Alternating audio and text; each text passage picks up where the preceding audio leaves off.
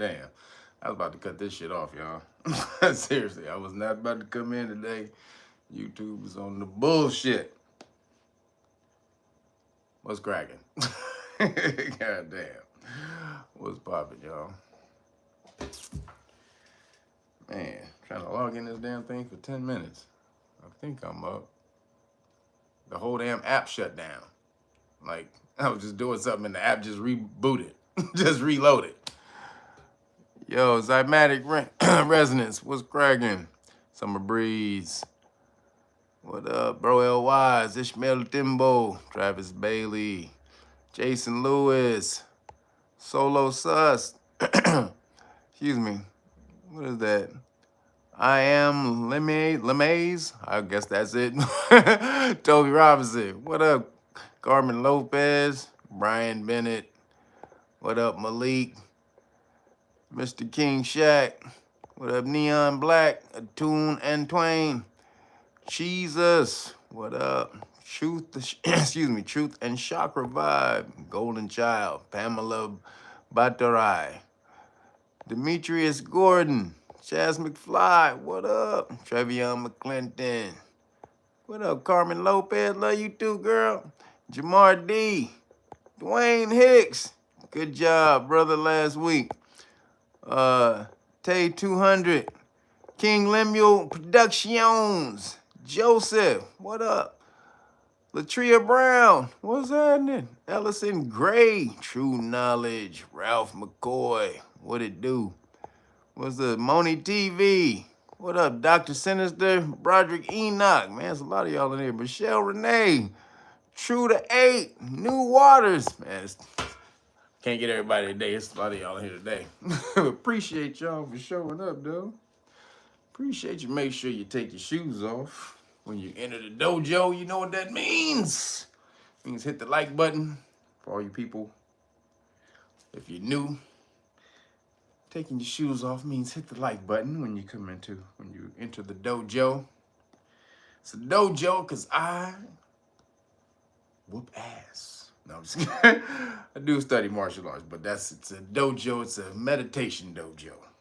It's a consciousness dojo. It's not a whoop-ass dojo. Unless you make me by not taking off your shoes and tracking your bull crap in my dojo. But appreciate you. All right. Everybody who ordered some products, you should have gotten a message. Your product went out this week. If you don't have it yet, so just wait on it. It should be there. So I appreciate you guys for the support. And again, anybody who wanted to support, the best way to support me, because they took me out of the monetary program with Amazon. I think Amazon just showed up to my door. See, I just just saw the Amazon guy, but YouTube, they took me out of the monetary program with YouTube. So it's the best way. I don't get any super chats anymore. So the best way you guys to support is to go to CashApp. CashApp is Real Nagas, the number 9, or to go to Real Nagas and purchase the books, purchase some merchandise. Right here, the great book of Melanin Research. Boom, right here. They just found out that you can make your hair grow back from being gray to black because of melanin, a certain protein that produces melanin. I already knew that, brother and sisters. If you knew that, if you had this book, you would already know that. You can, it's called, what is it, Leo, I can't pronounce the name. It's like Leotian, Lenoltian? Damn, what the hell is it called? It's Lenoltian or something like that. It's like, I forgot the name. It's like Leotinin or something like that. But it's a protein that helps you to regrow melanin. And it's mostly, you find it mostly in, you can find it in peppers, like green peppers. You find it in broccoli. You can find it in mostly green stuff, green vegetables and stuff like that. So, but you would know that if you had this already. So go to realnagas.com, boom, get you the great book of Melanin Research, all the information that they've been collecting on you and your melanin for the past 120 years, teaching you everything about this biohydrocarbon. And man, it's the most powerful thing that they know in the world today that powers the world. There's many more things that are more powerful to power the world than that, but they think it's more powerful, and you're walking around with it on your body. So boom, make sure you support. Go to realnagas.com and you will get the package. You know, you want to go and get the police stop law package right here. This whole package. Know Your Rights Manual, Public Official Bonds Book, the way to go after police officers' insurance when they violate your constitutional rights. This tells you everything you need to know about your constitutional rights. Well, to get out of police stops. And then right here, this is your armor. This is your weapons that you take with you when you go, when you enter your car. You put this in the car.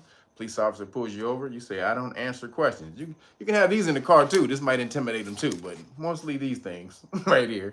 And then boom, you say, I don't answer questions. And then it also comes with the decks of flashcards. So this is the best way to support me. I appreciate you guys. If you like the information that I bring you, you want to support, that's the way to support me. Go to realnagas.com, get the great book of Melanin Research, the hard copy, or the digital copy. I'll take either, but really the hard copy, and you get the free packages. All right, that's the only way to get the free packages is to order the hard copy. All right, and then for those who want to know the law for free, knowyourrightsfoundation.org. I see a bunch of you signed up last week after I did the live stream last week. So shout out to y'all, everybody who signed up for the Know Your Rights Foundation last week. Appreciate that. And we're trying to get some more people in. We got a few more positions left, I think, for February the 17th, I think is the interview date. I think it's the 17th. But if you want to get in for the February interview date, make sure you go to knowyourrightsfoundation.org and fill out /volunteers and tell them and just sign up and say you want to be a volunteer. This is very important. We just don't hit you up and say, come here. We send you a questionnaire because we need to know who you are first.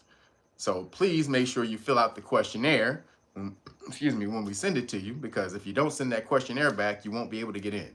Send the questionnaire back is just basically some quick stuff of basically about who you are, because we just can't let everybody in here. And then we'll send you back an interview date.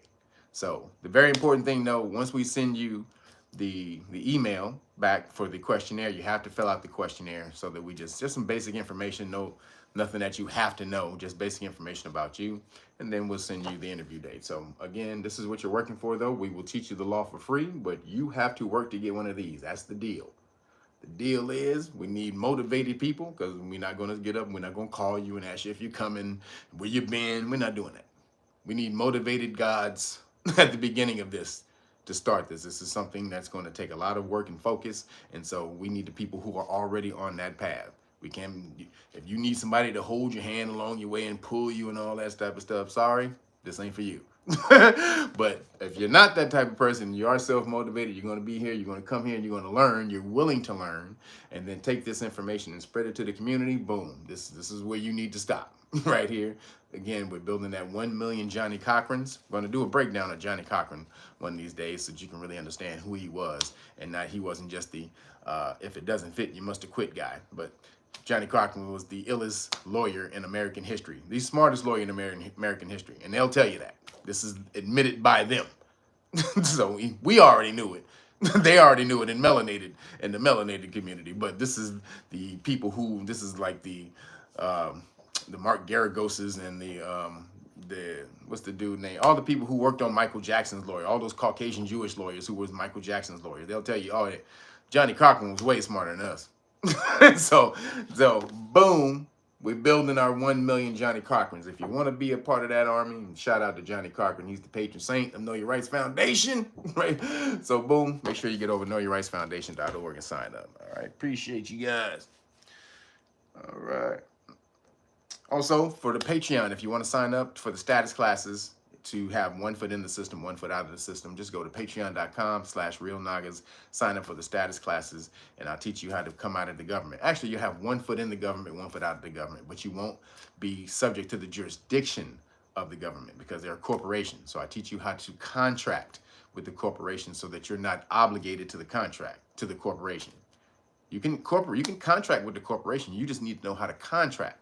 Contracting is everything in the world. That's why in the Constitution, they make a law that says you will make no law, or there's a provision in there that says Congress or the government shall make no laws restricting the obligation of contract, because contract is everything.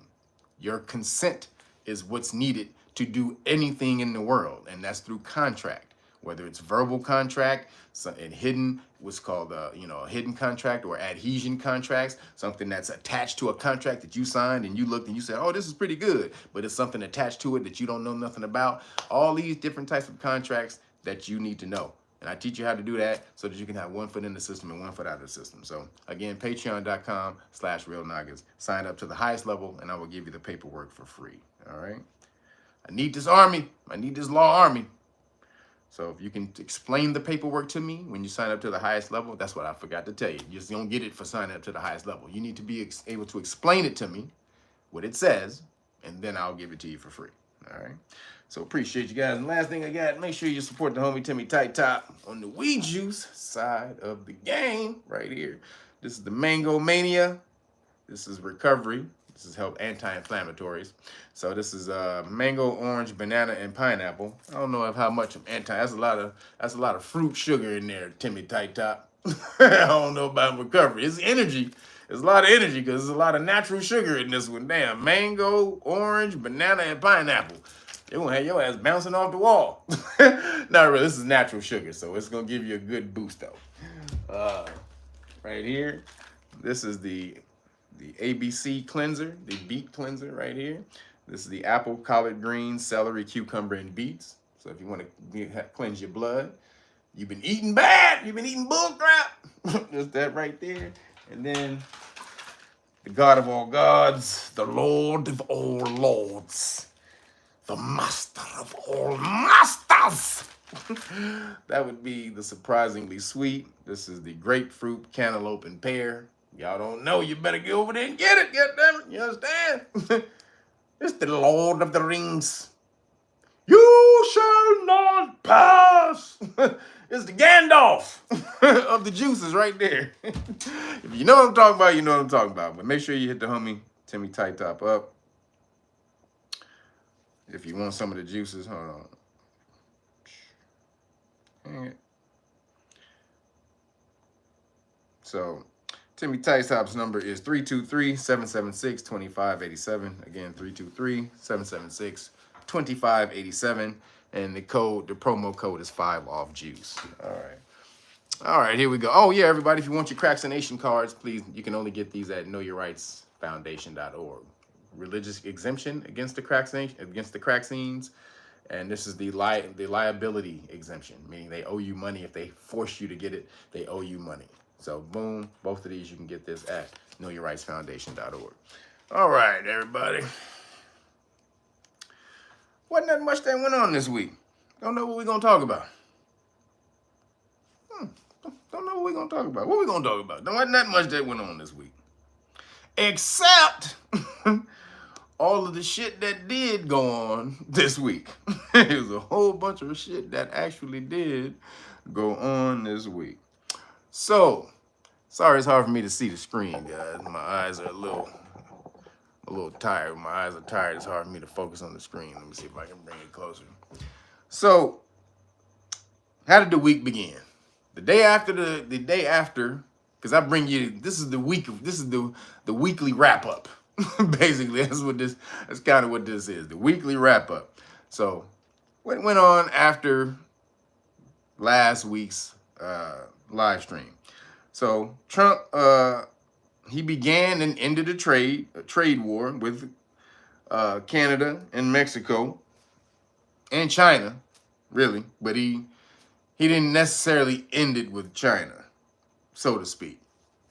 We'll get into that. But he told Mexico and Mexico and Canada, if you don't stop the fentanyl, if you don't put troops on the border, I talked about this last week. I said it, and he did it. The tariffs went into full effect on Sunday. Sunday evening, they called him up and said, hey, let's work out a deal, my nigga. They was talking big shit, too, before that happened. If Trump institutes tariffs, then we're just going to have to put tariffs on his country, too, and we'll see who lasts, because Americans love our goods just like we like American goods, and blah, blah, blah, blah, blah, blah, blah. Okay. Motherfucking Chuck Schumer got up on stage talking about with with a can of Corona and a goddamn and an avocado talking about this. We're gonna miss. You're gonna have. I just got a call. Am I back in the live stream? Somebody just called my phone knowing I'm damn live streaming on Saturday. Why you calling my damn phone? Am I back?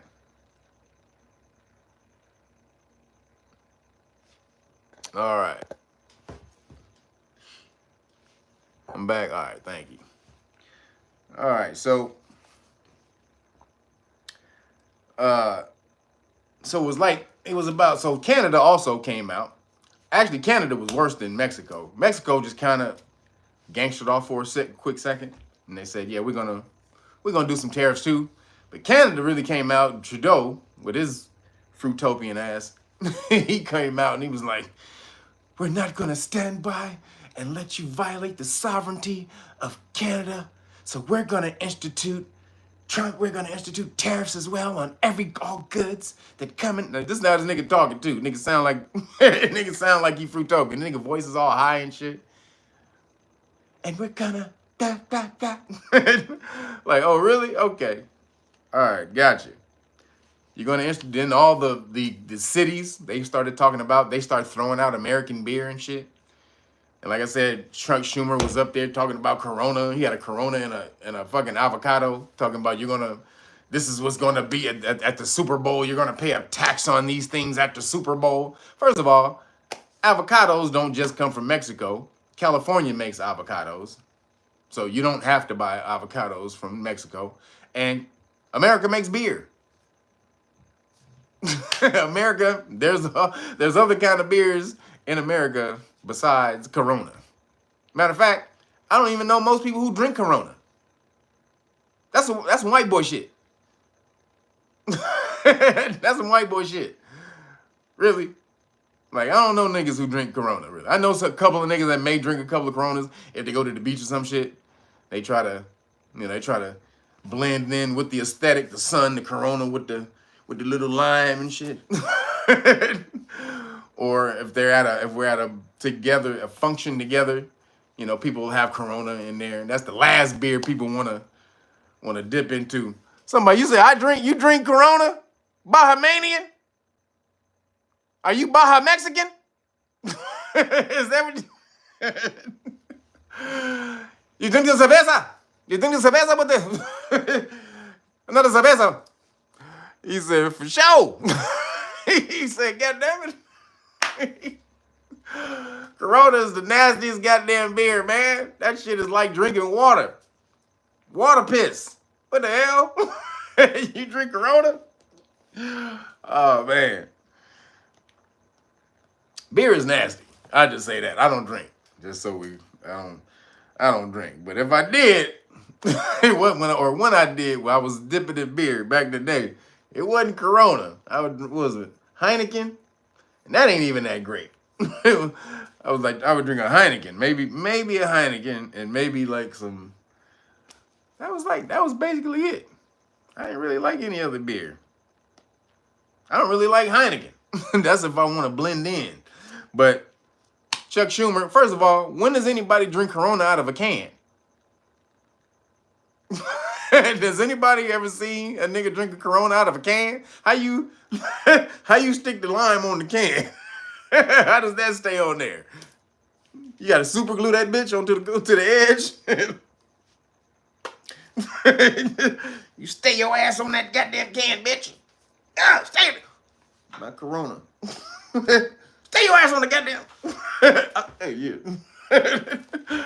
You can't, no fucking lime can't stay on no goddamn can. Chuck Schumer done lost his goddamn mind, y'all.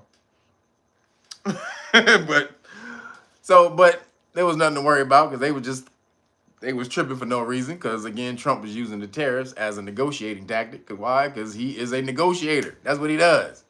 He's Sam Jackson in the movie. You seen the movie? Y'all seen the movie with Sam Jackson? If you haven't seen it, do yourself a favor. That's a damn good movie. Negotiator. Same director who directed Friday. Same director who directed Friday and what was the other movie? Where Rock played where Rock played the gay dude. What movie was that? And it had what's his name as a killer? Andre 3000 as a killer. He was a shooter and he couldn't stop shooting motherfuckers. What was that? What was that movie? Be Cool? I think it was Be Cool. He directed, so the dude directed Be Cool and directed Friday. He directed The Negotiator. So you should go see that movie. However, Trump, I said that to say that Trump is Sam Jackson. Trump is Sam Jackson. If you ever seen that movie, Sam Jackson was a hell of a negotiator in that movie. And Trump uses tariffs as a negotiating tactic. So they caved. China was like, nah, buddy, we'll just do tariffs on y'all back. So Trump was like, all right then, bitch. So it looks like they about to get into it with China over some tariffs. However, what he said was they're not going to tax. If you order from like Temu and Wish and all the rest of those places, they're not going to tax. He's not going to put tariffs on gifts coming from China or goods that's coming from China, small amount goods. Like they're going to have to pay like for big shit that's coming over or whatever. For now, right now, what he said, until they work it out. So if you order from Temu and all the rest of that stuff, you're still good for now. But again, he wanted them to stop the fentanyl and everything. Then in a minute, they agreed to send 10,000 troops. 10,000 troops each to the border. Like, bitch, you better shore your border up. I mean, the thing is, Mexico and Canada barely spend any money on their military. Why? Barely any money, like hardly none. Why don't they spend any money on their military, right? Because of NORAD. So that's North American, what is it? Resistance, something. North American Radio Air Defense or something like that, right? It's like so it encompasses North America would be Mexico and Canada. So they expect, yeah, F. Gary Gray. That's the dude's name. Thank you, F. Gary Gray. But so if anybody attacks North America or Canada or Mexico, America is going to defend them. America is going to, so they don't got to spend no damn money on their military. They're like, America got us. Ain't that right, America? Ain't we good, baby? Come on, America. Hey, baby. Come, hey. I mean, where your tickle spot at? Hey, come on, America. You gonna help us, ain't you? Somebody shoot a missile at us. You got us, right, America? Nah, bitch. So that's why Trump was like, and then, so you do that, and then you don't shore up your borders, which means all the fentanyl is funneling through here because they pay these officials to not secure the border so that they can funnel fentanyl in here, and that's from the northern border and the southern border. The southern border, really, Mexico, the cartels own Mexico, pretty much. Like, so there was no reason for them to try to shore up the border. But if Trump instituted those tariffs on them, which would have been 25% first week, 50% the next week, 75% of Mexico's goods are sold to America, whereas only 12% of America's goods are sold to Mexico. So who the big dog in this one? You need to sell me 75% of your shit. I only need to sell you 12% of our shit. So who's gonna win that one? Who's gonna win that battle? Right off the bat, them niggas knew what's up. They knew what was popping. Trump was like, hey, yeah, bitch, what's happening? Huh? Yeah, we'll send 10,000 troops. Don't worry. Yeah, that's what I thought. And it's only for 30. This is only a 30-day pause on the tariffs. Because if I see you ain't holding up to the deal, bitches, I'm still going to institute the tariffs. So Canada had to create a fentanyl czar to make sure that they stopped the fentanyl coming in from Canada. And Mexico said they was going to do the same thing. So we'll see. So after 30 days, if they don't do it, Trump was like, those tariffs go into effect, bitch. So you better do what you say you're going to So again, America subsidizes Canada, and like I said, but from their military, they get subsidized because they don't have to spend money on the military. But just our goods, just America's goods, they get subsidized like a couple of $100 billion a year, both of them, both countries. Like a trade deficit of $200 billion a year, which is insane. Like, why is America subsidizing you for $200 billion? That means we Americans own your damn, own your economy.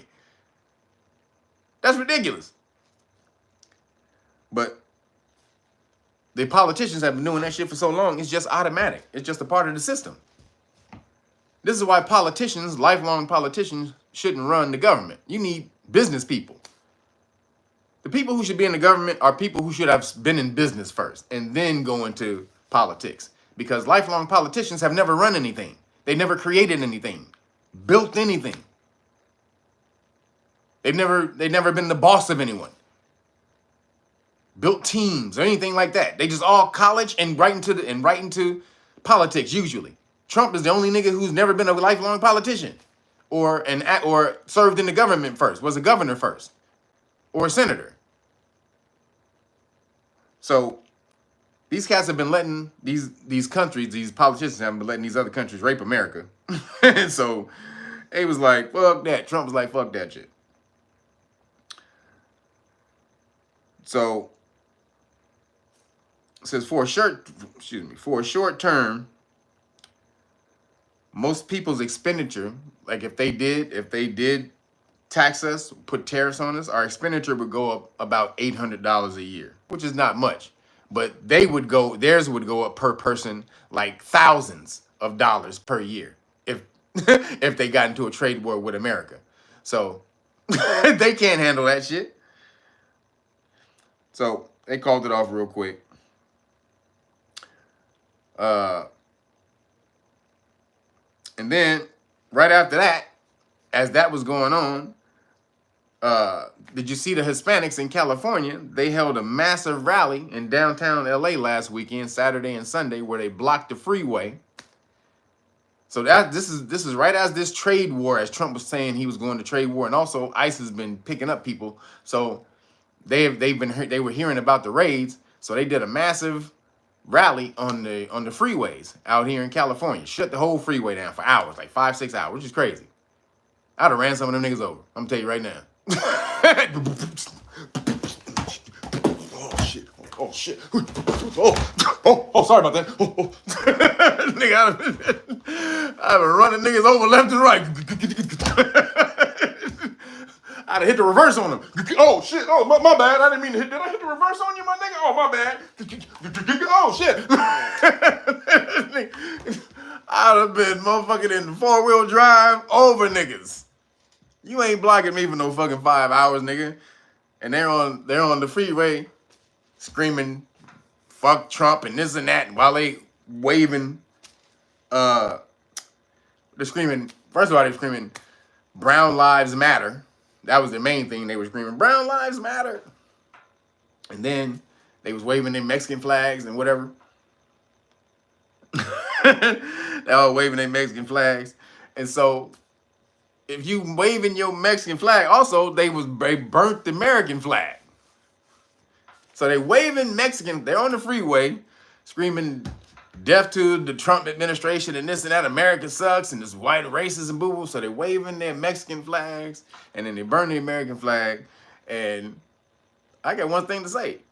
If you waving that flag, then take your ass back. Like Cat Williams. Like Cat Williams just said. Anybody see Cat Williams this week? Did y'all see the set that Cat Williams did where he was on stage and he was in Phoenix? And he was talking about, and the Mexicans started having a Mexican flag talking about Mexico. And he said, this is Mexico. He said, this is America. He said, no, this is, then they said, no, this is Mexico. And then he said, no, this used to be Mexico. He said, this is Phoenix, motherfucker. And he starts giving running. And he said, and if you want to be in Mexico, then take your ass back to Mexico. You goddamn right. If you're going to be over here, you're going to be American or not. Flying them Waving American flag. What the fuck you over here for? If you don't give a shit about American values and none of that shit, that means you over here to trying to rape the resources. If you don't give a shit, you're trying to make America like your country back over there. Just take the money. You don't really give a shit about the fucking values of America. You trying to bring your bullshit over here, but just take the American people's money, the resources. Fuck that. Take your bitch ass back over there then. Fuck that shit. So, I'm with Cat Williams. Nigga, I roll right with Cat Williams on this one right here. So,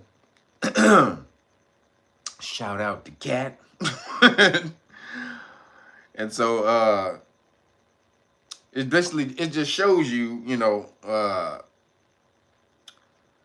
basically who sneak their way over here. The people who like, they get their way over. They don't love America. They just want to grape it. That's the whole. They just want to grape it. Like Mexico gets. It's funny. Mexico, I think, gets like over $100 billion sent back to Mexico every year from the illegal immigrants who cross the border over here. They get sent $100 billion. Why would Mexico want to stop illegal immigration if they get sent $100 billion a year, over $100 billion a year? That's their whole economy. that's like what? That's probably like 25%, 30% of their economy. So why the hell would they stop doing that? No, they're not gonna stop letting people over the border. So Trump knows that. That's why he said, nigga, nah, stop the border. Send 10,000 troops down to that bitch and stop sending people over here, motherfucker. You think you slick. You're trying to let y'all send people over here to have babies in America, and then boom, they get to stay over in America and then send all their goddamn money back to Mexico. Fuck that. Trump said, fuck that shit. That shit is done. So, hey, I can't see where that's wrong. And then, like, so Trump is like, he's right about them. They need to explain why is America paying out all this money. See, this is the fuck shit they're doing. Why is America paying out all this money to all these damn people who don't give a shit about America? They don't give a goddamn thing about America. So why is America giving all these people that money? Trump said we not. and they hold that shit. They held that shit up. He also told the countries, he said, if they start building their factories in America, though, no tariffs. So unlike the other administrations, Trump is actually trying to invest and build up America. If y'all don't know, if y'all seen, like Japan just invested $1 trillion in America yesterday. Did y'all see that shit? Japan just invested $1 trillion in America.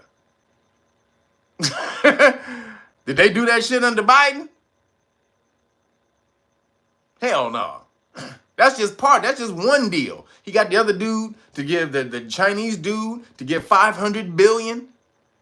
Like, these are jobs that they're about to start manifesting over here in America. When did Biden do that shit? These are brand new jobs. AI, building cars and doing all that shit. He didn't do none of that shit. So that's what Trump is basically trying to build up America, while Biden and them was just trying to tear the whole shit down and move it into this one world government by trying to change the culture of it. And we're going to get into that in a minute. But also this week, Panama bent the knee. Rubio went over there to Panama, started talking to his homies. You know, they speak Spanish. Rubio speaks Spanish. He was like, ¿Qué pasó? Mi amigo, what's que pasó? He went over there, nigga, hey, what's up, bitch? In Spanish. Puto. Puto, mano. You nigga went over there, bitch. You better sign the deal, bitch. That motherfucker was like, yes, Jess. Jess. He signed the deal. He said, nigga, y'all better let go. So basically, America gave the Panama Canal to Panama for $1. Jimmy Carter. The reason he gave it to, so basically America built the Panama Canal, right? Mostly Americans built the Panama Canal. Some Panamanians, but mostly it was like 38,000 Americans actually died. Let me get that. So it was more than that, but 38,000 actually died. The reason they died, though, it could be disputed. Was it karma? You know, they're over in another person's country trying to take their resources. So was that why 38,000 motherfuckers died? Because they died of malaria and like the diseases and shit because they didn't know, they weren't familiar with the region. So, you know, so Jimmy Carter, I think he felt bad. He was like, all right, we were trying to be colonizers or whatever. So, you know, you can have it for $1, right? Just as long as we had open fair trade, you promised to give us open fair trade and all this and that type of stuff. You can have it for $1. Like $1? Shit. Hell yeah, nigga, $1. Nigga sold, motherfucker, sold. $1? You sure, nigga? 4 quarters? 100 pennies? 10, what? 10 dimes? You like, nigga, I got, hold up, nigga, hold up. I got that shit right here, my nigga. Got that shit right here, nigga. That nigga pulled that shit out of his pocket with a quick. Before he said no. And they had it. Now they was, China wasn't supposed to take it over. So China took it over in the last fucking 20, 30 years or whatever. Both ports had China. They were being ruled by Chinese corporations. So Trump said we want it back. And the reason is Panama Canal is part of it so the Panama Canal and the Suez Canal. Those 2 canals are the major trade canals in the world.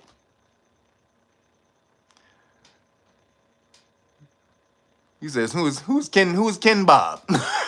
Who's Ken Bob? But those are the major 2 canals around the world, which is why New Khazaria is trying to take over Gaza because they want to build another one that goes both ways, the 2-way canal that's over. They want to build that Ben Gurion canal. But so the Panama Suez Canal, 2 biggest major canals, right? So Trump wanted back. Rubio went over there, said, hey, nigga, tie up my Jordans, bitch. Nigga, we'll come take this bitch by force, nigga. You better tie my Jordans up right now. Is that a loose shoestring on my Jordans, my nigga? What the? Whoa. Why is my Jordan shoestring so loose? Oh, no worries, sir. Thank you. We have it, sir. Thank you. That motherfucker immediately, this nigga called up and said, we are cutting the deal with China. Now, should Panama own the canal? Should Carter have given the canal to Panama for $1? Because he felt guilty because they went over there and they colonized the land. America paid for it. America built it, paid for it, everything, right? But it was in their land, so he felt like he was a colonizer. Or America was colonizers, so he gave it for $1. Should he have done that?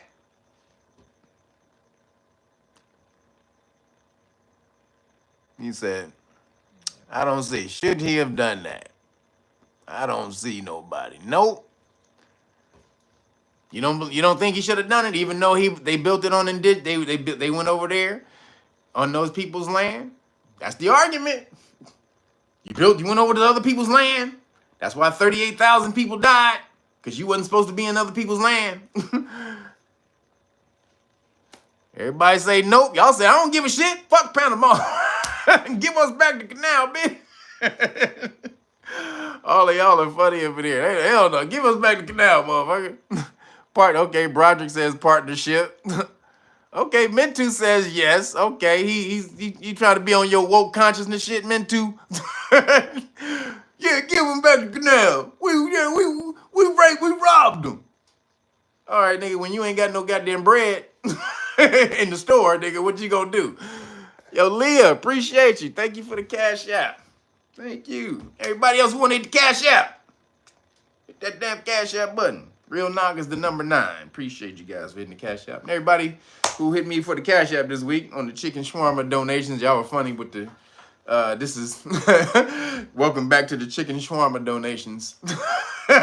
You guys are funny for that. So appreciate it though. So anybody want to help, want to donate, appreciate you. So yeah, we got the canal back. So you guys are funny. Y'all said, hey, no, we shouldn't have gave it up. Okay. That's a tricky one. That's a tricky one. Yeah. karmically, you went over there, kind of worked the deal and took the land because you needed that waterway. That was like the biggest waterway that you could use. But it enriched all of Panama. So you could say that they didn't colonize it, but Panama is far richer than they ever would have been any time in history because of the Panama Canal. Now, did that offset the building of it or the going over there and Mintu? I'm talking to you, Mintu, because everybody else in here, they say, fuck the Panamanians. They say, fuck that shit. Give us our shit. Give us our damn canal back. Our Hill says yes. Okay. Okay. Godzilla says no, it didn't. No, it didn't. What? The Panama Canal didn't make them rich? Make them richer than they would have been? Get the fuck out of here. Nigga, they was motherfucking living with mosquitoes when that shit was built. Broderick Enoch, appreciate you for Noriega. What you talking about? Nigga, they had mosquitoes as pets. Nigga, they had a mosquito named Rivers, nigga. And you now, but the canal gets built and everybody get houses and fucking shit and cars and shit. They get to build buildings. Nigga, they was riding on the back of goddamn alligators and shit over in Panama. Before that canal was built, nigga. Nigga had a pet called Alligator. Hey, Allie, where you at, man? Nigga. Yeah, it made him have paper. Now, maybe not as much as if they had built it, but after Jimmy Carter gave it to him, that really made him rich. He gave it to him for a fucking $1. He gave it to him for $1. So they were able to make deals with all the countries around the world. So I would say, yeah, it made him rich. For sure. So, like I said, I don't know. Trump took it back. Rubio was like, hell yeah. And we'll see what happens. Trump or China promises to retaliate once they've had time to evaluate the situation. They said they're going to retaliate with their own tariffs and stuff like that. We're going to see. We're going to look it over. We're going to get back at Trump. All right. Okay. Ain't none of you Asians over there in China more gangster than Trump. Y'all know that shit. None of one of y'all over there got more testosterone than Trump. You know that. You know you don't. You may be smarter, but you ain't more gangster. So that's what happened this week with the tariffs. Moving along, then Doge, the DOGE, Department of Government Efficiency, them cats, they audited USAID or USAID, which doesn't stand for aid. I know you've seen it. It's the big scandal all week. It's the craziest shit. So Elon, that Doge, he got like 24 cats living in the White House. They sleeping on the couch and on the ground, on the floor and shit. They are just some young ass cats from 19 to 25 sleeping on the floor, just uncovering shit. And the first thing they uncovered was the USAID. and them little young cats stayed. And so most of these cats are made up of what they call black hat hackers. So the hackers, basically they do the bad hack. They're the bad hackers. And so they basically want to reform them. So if they've hacked into stuff before, these are the dopest people. So Elon hired these cats. And so these cats have been finding everything. And they went in there and found Doge, or Doge went out and found that USAID is basically a front for the CIA. The CIA. And this is how this is how the CIA performs their subversive operations or covert operations around the world. Subversive operations is the word I'm looking for. So USAID, first of all, it was created in the 60s by Kennedy. I think by Kennedy or Johnson. But to combat Russia. because they wanted to combat Russia growing around the world. So they said, we'll give aid to other countries around the world. That's called soft power, right? If we help people around the world, then they'll want to fuck with us. They'll give us some land rights. They'll give us they'll let us build some bases in their countries, some resources, all that type of stuff. They give us that. So it was working out. Then 1980, Congress, they made it legal. They made it official, right? They wrote it in the law, legislation. So boom, no more executive order. It's officially a part of the government, but it's a part of the executive branch, right? They made it a part of the State Department. So when they signed it in the law, it became a part of the State Department. So then, that's when the CIA, they infiltrated it, and basically it's another Operation Mockingbird. So if you know about Operation Mockingbird, that's when they infiltrated the media. So that's when CIA infiltrated the media, and positioned themselves in high positions in these corporations, and so that they can manipulate the media. Same thing over here, USAID, they say, all right, well, if we can get in here and we can get this money. So basically they kind of made it autonomous, even though it's a part of the government. They don't answer to anybody because they're foreign. They're supposed to do foreign aid, right? So they work off domestically. They're not domestic, supposedly. But the CIA, they infiltrated it and started to use it to destabilize governments. This is the part where they say we give aid to around these countries. Really what they're doing when they say we give aid, because it stands for United States Agency for International Development.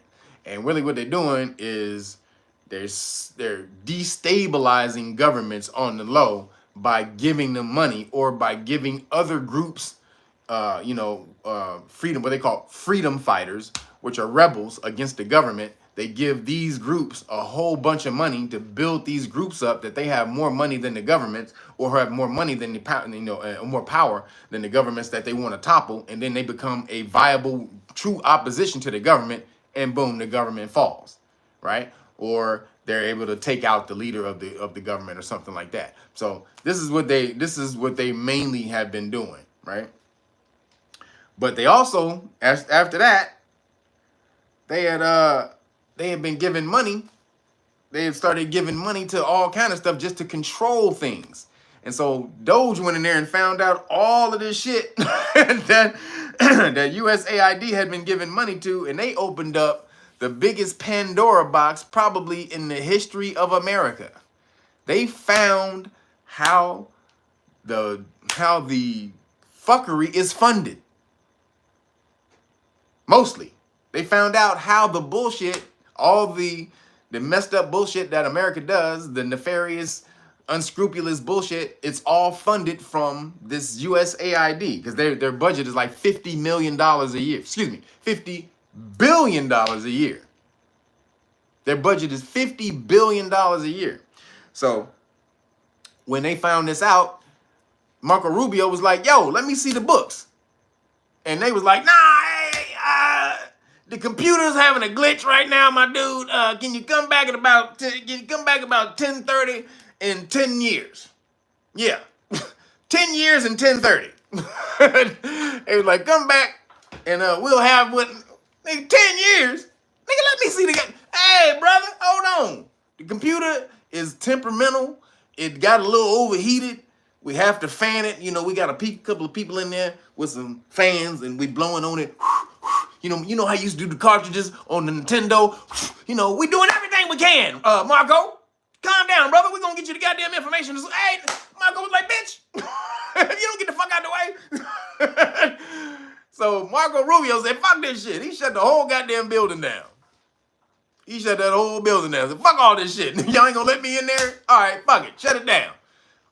So they tried to go back the next day, and it was a security guard. It was sheriffs and shit out in the front door. They like, yes, may we help you? Yeah, we work here. No, you don't. He said, no, you don't. Not today, you don't, motherfucker. You don't work here today. Who told you to block the door. This is on the order from Marco Rubio. We're shutting down the offices until he has time to audit everything that you guys are doing. They're going to evaluate programs that are good, programs that are bad. Then we may bring you back. But then when they did that shit, did you see the goddamn rally they held outside of USAID? You ain't never seen so many fucking Democratic politicians. This lets you know that they really found they fuckery money. This is the slush fund that pays for all the Democratic bullshit. They found it the first week. They found it the first week. There was so many of them out there. Elon is a Nazi. Fuck Elon Musk. And Elon, he doesn't have the power. He's not elected to come in here and look at our books. Who elected Elon to come in here? Like, wait a minute. How come you not mad about the shit that he found? You mad that he looking at the books, that he's auditing what you guys are paying for? So usually if somebody is mad when you looking at the money that they paying out, that's because they with the bullshit. So they were all out there, fucking Chuck Schumer and fucking and what's her name? Maxine Waters, and she got her old ass, decrepit ass out the bed. She Chuck Schumer and her hobbled and shit. They holding each other's hands because they can't even walk. They like, you got me? You got me? Yeah, you got me? Well, shit. Well, come on, we got each other. They hobbled to the goddamn Elon Musk is a Nazi. Who elected Elon? Who elected Elon? These motherfuckers old asses out there. Like, bitch, if you don't sit your old ass, if you don't sit down, I'll snatch your wig off, Maxine. Shut the fuck up. Shut your old ass up. You ain't saying nothing. You are straight full of shit. You ain't done nothing since you found out that the CIA was funneling cocaine into the hood. That's the greatest thing you ever did, and you ain't done shit since then. That's the best thing that's your claim to fame, is you found out about the cocaine the CIA was funneling into the hood. Great, appreciate that, but that didn't stop it. So you found it out, but that didn't stop it. So, but now you out here trying to talk about this fund, USAID, because all of their money, what happens is they kick this money out. This is a money laundering fund. So they kick this money out to these different programs, and then that money is sent back, right? So they fired 62 people. First off, that first day, they fired 62 people that was working there. And then once they really started looking at the books, because you know it's 13,000 people who work for the USAID. Trump fired all of them except 292. He fired over 10,000 motherfuckers except 200, and they kept 290 something people. I mean, remember that first term when he was talking about cleaning out the swamp and all that shit? That's what this shit is. This nigga is he's draining the swamp shit. That's what this shit is. He fired 13,000 motherfuckers at one fell swoop. Y'all all out of here. Hey, y'all, I ain't never seen no shit like this. I've been following politics for a long time. I have never seen no shit like this. Nobody has ever fucking come in there and said, I'm about to burn it all down. All y'all bullshit y'all been doing, all y'all subversive crap, stealing money from the goddamn American public, nigga. Y'all, the debt keeps going up. The economy doesn't grow, but the debt keep going up every goddamn year. How the fuck does that keep happening? Why? Because you keep sending all this goddamn money everywhere. So let's see what they found. Let's run off a few things that Doge found where your money is going. If you pay taxes, this is where your money is going. And I told you last week, you better get on it. I did this whole breakdown about taxes last week. If y'all didn't see it, go back and look at the what I talked about last week, how taxes are unlawful. Them charging you income tax is unlawful. And I broke down all of the Supreme Court cases and the 16th Amendment and all that. So you shouldn't be paying income tax if you're not a corporation making profit. But this is what USAID spent your money on to destabilize. Really, they say it's supposed to destabilize other governments. It's really, this was supposed to destabilize this government now, so that they can take it down and push it into this one world government. So this was the destabilization of America at this point. So look, 68 million went to the WEF. And the WEF is the major organization fighting misinformation and disinformation. 68 million went to Klaus Schwab. So the Great Reset was funded by USAID. Holy shit. They were funding Transformer comic books in Peru.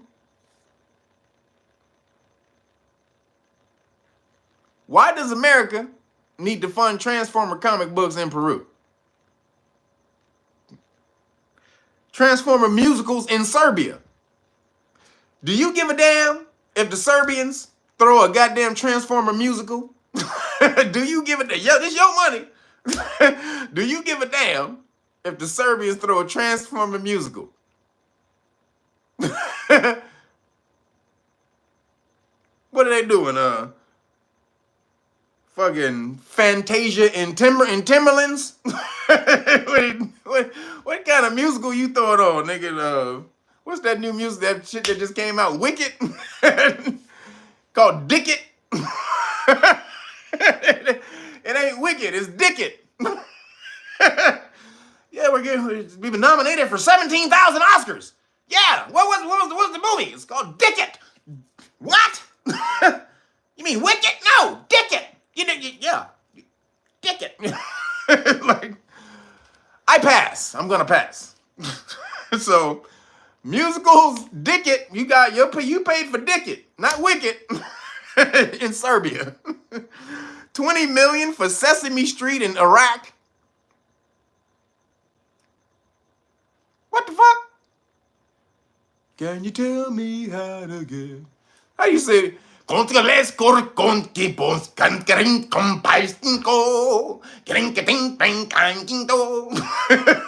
know fucking Iraq. Excuse me, y'all.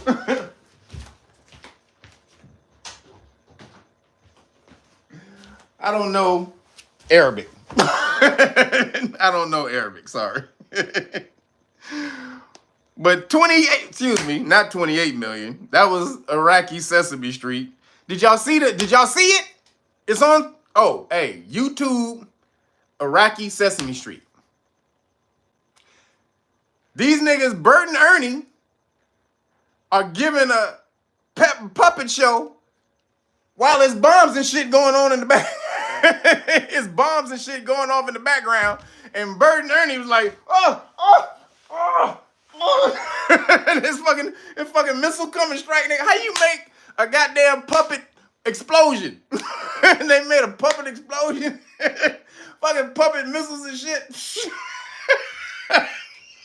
Now, that may be a parody.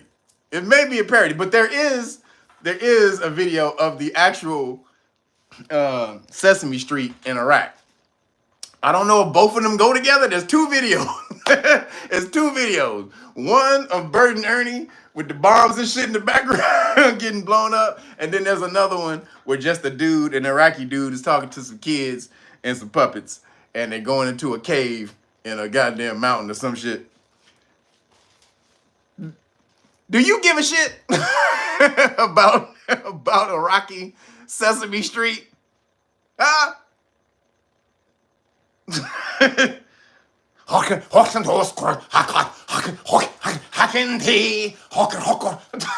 nigga, no! Give my money back. I want a refund, Iraq. 56 million to boost tourism in Egypt and Tunisia. Does Egypt need money to boost their tourism when they got 3 big ass pyramids that you can see from space?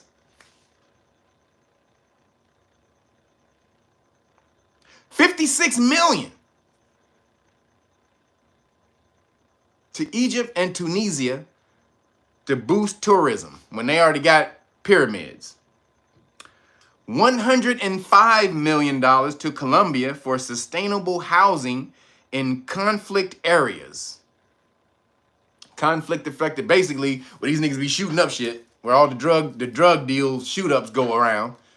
They blowing up all these people's houses and shooting up all these people's houses with the Colombian drug deals going on. You are paying to rebuild their cribs from the Colombian drug wars. How great is that, everybody?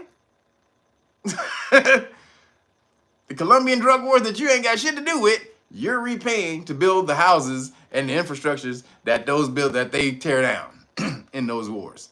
Good job. $4.5 million to build societal resilience in the face of disinformation in Kazakhstan. Societal resistance. We gotta resist. In the face of disinformation. That sounds like the WEF to me. See, they were the whole funding behind the censorship industrial complex. It was the USAID. They were the ones funding this whole misinformation, disinformation bullshit around the world. This is, I mean, when he pulled the curtain back on the USAID, they killed the game on that one. Like, that should have been like the fifth one they pulled back. That was the first one they pulled off. I mean, it's the major one. I would say that one and the Pentagon. USAID and the Pentagon, and then the IRS. Those are the ones. But to build societal resilience in the face of disinformation, meaning indoctrinating your people and telling them what real truth is, you're going to tell them it's a lie. That's really what that means. When they say build societal resilience in the face of disinformation in Kazakhstan, okay, what that means is we going to tell you what the shit is, and you don't believe the other stuff. You believe us, right? We going to tell you what this is. Don't fuck with them. Only us. Okay. 1.3 billion. He says FEMA is next. Oh, FEMA. Oh yeah, they about to get FEMA too. But 1.3 million for a supportive environment for LGBTQ people in northern Macedonia. I want that. Don't you guys? Don't you want that, guys? Supportive environment for LGBTQ47s in northern Macedonia. Because America needs that. Americans, you need that. You need to go without money. You need to go without bread and eggs. You need your taxes raised. You need to be late on your medical bills. You need all of this shit so that the environment around LGBTQ people in northern Macedonia is straight. Okay? You're going to suffer, but Macedonia, they're going to feel good about their LGBTQ community. So, hey, trade is a trade. And so, got to feel good about it. Keep it moving. 1.9 million to strengthen human rights for LGBTQ people in the Balkans. So they just building up the Skittle community around the world, right? Macedonia, the Balkans. That's 2 million right there. 1.3 million in the other one. What else they got? They got 8 million to Sri Lanka, to Sri Lankan journalists on how to avoid binary gendered language.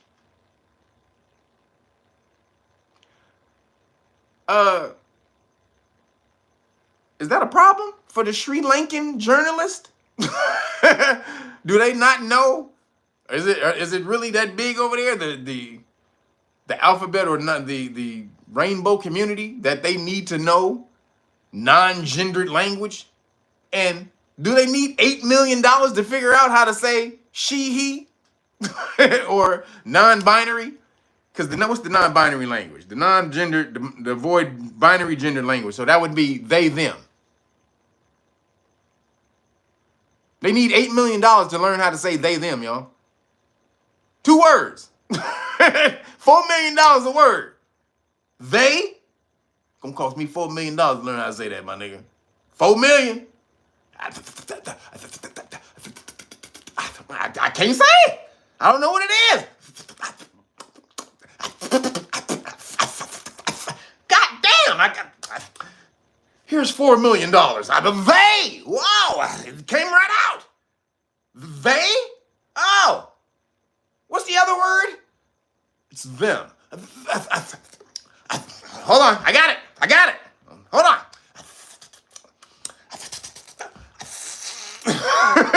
Like, it's coming.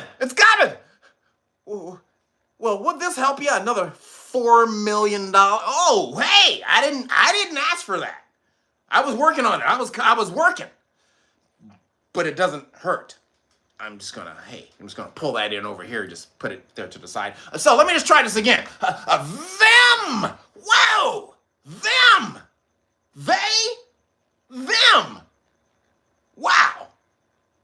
I don't think I could have ever said that without this $8 million. But, now that I have the 8 million, I think I'll know how to say it all the time. Thanks. Appreciate you.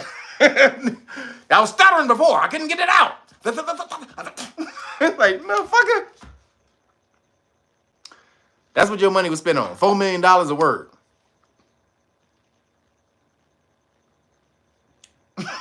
$4 million a fucking word. They, them.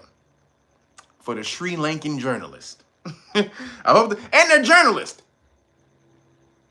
The Sri Lankan journalists. They don't know language? What the fuck? 4.3 million for comprehensive health services for fruitopian men in Africa. So you paying for the fruitopian men in Africa to get healthy, y'all. You paying for the shots. You paying for their shit.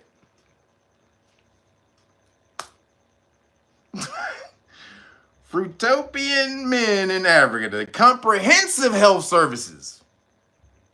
I mean, this is thorough. This is a thorough inspection. Like, wait a minute, nigga, I don't give a fuck. Nigga, if you got ball cancer, nigga, cause you've been ball gargling and shit, nigga. I don't give a shit. Nigga, sorry. Stop gargling balls, nigga, and you won't get throat cancer, nigga, from gargling balls. Or letting niggas gargle your balls. Those two things, you might get throat cancer. I'm just saying. I don't know. Just assuming. But if you let somebody gargle your balls, you might get ball cancer. And you might get throat cancer if you gargle balls. I'm just saying. That seemed like two things. That seemed like 4 + 4 is 8 to me. Y'all be the judge. I'm just saying. 3.3 million for a program called Being LGBTI in the Caribbean. Is anybody noticing a theme so far? Does anybody notice a theme that's going on for the past, I think, 4 or 5 funds that I just told you about? Anybody noticing a theme? A fruitopian theme? Just saying, maybe it's just me. I don't know. LGBTQ, what is it? LGBTI in the Caribbean. What is the I? What is the I, y'all? I don't know. LGBTI. That's the lesbian, the gays, the trans. What's the I? Intermediate? In training? What? What is it? What does the I stand for? So, 3.3 million for that. The Caribbean. Edmond. They'll do a big high. Edmond. You're paying for that. Anybody remember Edmond from Living Color? I know you gotta remember. You remember Edmond? I'm the lawyer, I'm the doctor, I'm the janitor, I'm the cook, I'm the They doing gay man over in Korea. They doing Gammon in Caribbean. 6 million to transform digital spaces to reflect feminist democratic principles. So look, all of this DEI, this LGBT trans stuff, America is the one promoting this shit. They're the ones funneling this shit and promoting it to the rest of the world. They're taking it to the rest of the world. It's America doing this shit. But who are they doing it for? They're doing it for, allegedly, the WEF. This is their agenda. This is the WEF's agenda. And BlackRock and all the rest of them. But who did BlackRock work for? They work for the WEF. They're the ones who was trying to push this ESG, DEI, equity, the equity inclusion shit, the trans shit, all this, the gender affirming, all of that shit has been them. So let me keep it going. I'm gonna tell you why they're doing it though. $750,000 in Princeton to collect information on racial diversity and equity in the Middle East and North Africa through surveying. So they need to. Can anybody tell me, is any one of those countries in the Middle East worried about diversity, equity, and inclusion?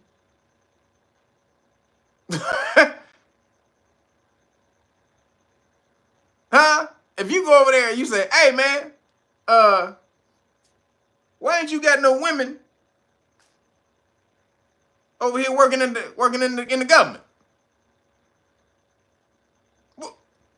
It's called diversity, equity, inclusion, motherfucker. Get it right. Come with the rest of the world. What are you doing? Hold on. Hold this. Hold on. Hold this. Nigga, your shit. That's what's gonna happen. If you try to diversity, equity, inclusion in the Middle East. North Africa? That's what? North Africa, that's Morocco. That's still Muslim. That ain't supposed to be happening in those countries either. So what that tells me is they're trying to force that shit in that country. That country don't want that. They're trying to force that shit. Then 9.9 million to create jobs within the carpet and jewelry sector for women in Afghanistan. $10 million to create jobs within the carpet and jewelry sector for women in Afghanistan. Do you give a shit about that? If women in Afghanistan got jobs in carpet and jewelry industry, are you gonna get some carpet and some rings and some you gonna get a link? You can get you a Turkish link? You ain't getting none of that. How does that benefit America? Remember, this is supposed to be donations that's supposed to benefit America. That's what USAID was created for. They give donations, this is soft power, giving money to countries that will eventually aid America. Now you tell me where any of this stuff aids America that I've been telling y'all. So then, jewelry and carpentry in Afghanistan for women. 27 million to the George Soros Prosecutor Fund. $27 million to the George Soros Prosecutor Fund. And that basically means that USAID funded all the prosecutions against Trump. All of that shit that came down against Trump, that was USAID. They funded it all. All them prosecutors who went after Trump, they were Soros prosecutors. And they were funded by USAID. That's crazy. That's why he wanted to rip that shit down. That's what made him pissed. That's what pissed him off. They should have never went after him. He probably would have never came after him if they didn't go after him like that. So he said, oh, they the ones who funded it? Rip that shit out. But karma's a bitch, ain't it? Karma is a bitch. 10 million to feed Al-Qaeda linked terrorist groups. You're feeding Al-Qaeda terrorists, people, with your tax money. This shit is crazy. 59 million to female green and oilseed farmers in Ukraine. $60 million to green and oilseed female green and oilseed farmers in Ukraine. This is insane. $420,000 to pilot solar activity in Djibouti. You want to pilot what? In what booty? To pilot solar activity in Djibouti. Djibouti. Say pause. Then $2 million for the Moroccan pottery classes. Are you getting some Moroccan pottery? Hey, Moroccan pottery is dope. Let me just say that right now. I fuck with Moroccan art all day. My apartment has a Moroccan type of feel to it. But I ain't trying to pay no $2 million for no Moroccan pottery classes that I'm not taking. Who the fuck? What in the hell?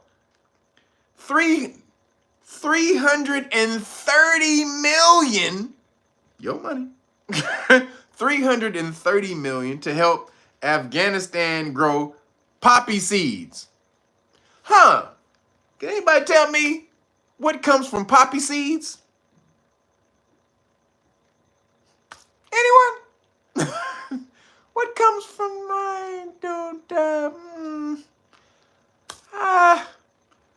having a hard time, oh! Did somebody say heroin?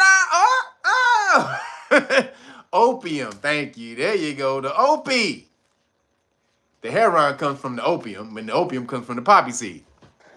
Yo, Deotis Dixon, appreciate you, brother. Thank you for the cash app. Yo, everybody hit that damn cash app. Stop playing. Just appreciate you guys hitting the cash app. Thank you, Deotis. $330 million. $330 million fucking dollars. So, that means the drug trade. That means America is funding the drug trade, the heroin trade, through USAID, who is really the CI. So, $200 million to build an Afghanistan road that nobody used.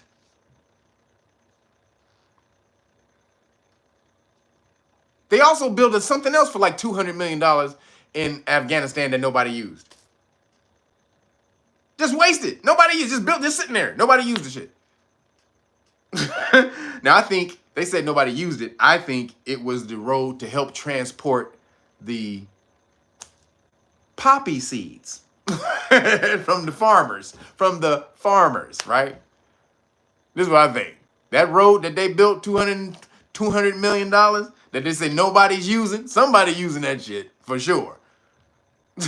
Somebody's using that shit. So $40 million to build schools in Jordan. First of all, look at all this damn money they putting out. And they'll tell you when you want to get reparations, or when you want to clean up a goddamn city, or you want to build some schools, or you want to do anything in your goddamn state, anywhere in the country, they'll tell you, we don't have the money. Where's the money going to come from? We just don't have it. We do not have the funds. I mean, come on, man. You can't get blood from a rock. You can't get money from a stone. You can't do it. We can't do it, man. Like, what? Did you just give $200 million to Afghanistan to build a road in the middle of nowhere that they're not using? That you say they're not using? Well, that's it. That was a humanitarian project, man. It was humanitarianism. You ever heard of that? We're trying to build friendships. They said they needed the road. We don't ask questions. We just help them out. Then when we need them, they come to our beckon. They come to our beck and call, man. Like, no, nigga. 50 million people over here starving in America, and you giving money out, $40 million to Jordan to build schools in Jordan, but you ain't no money in America to build schools.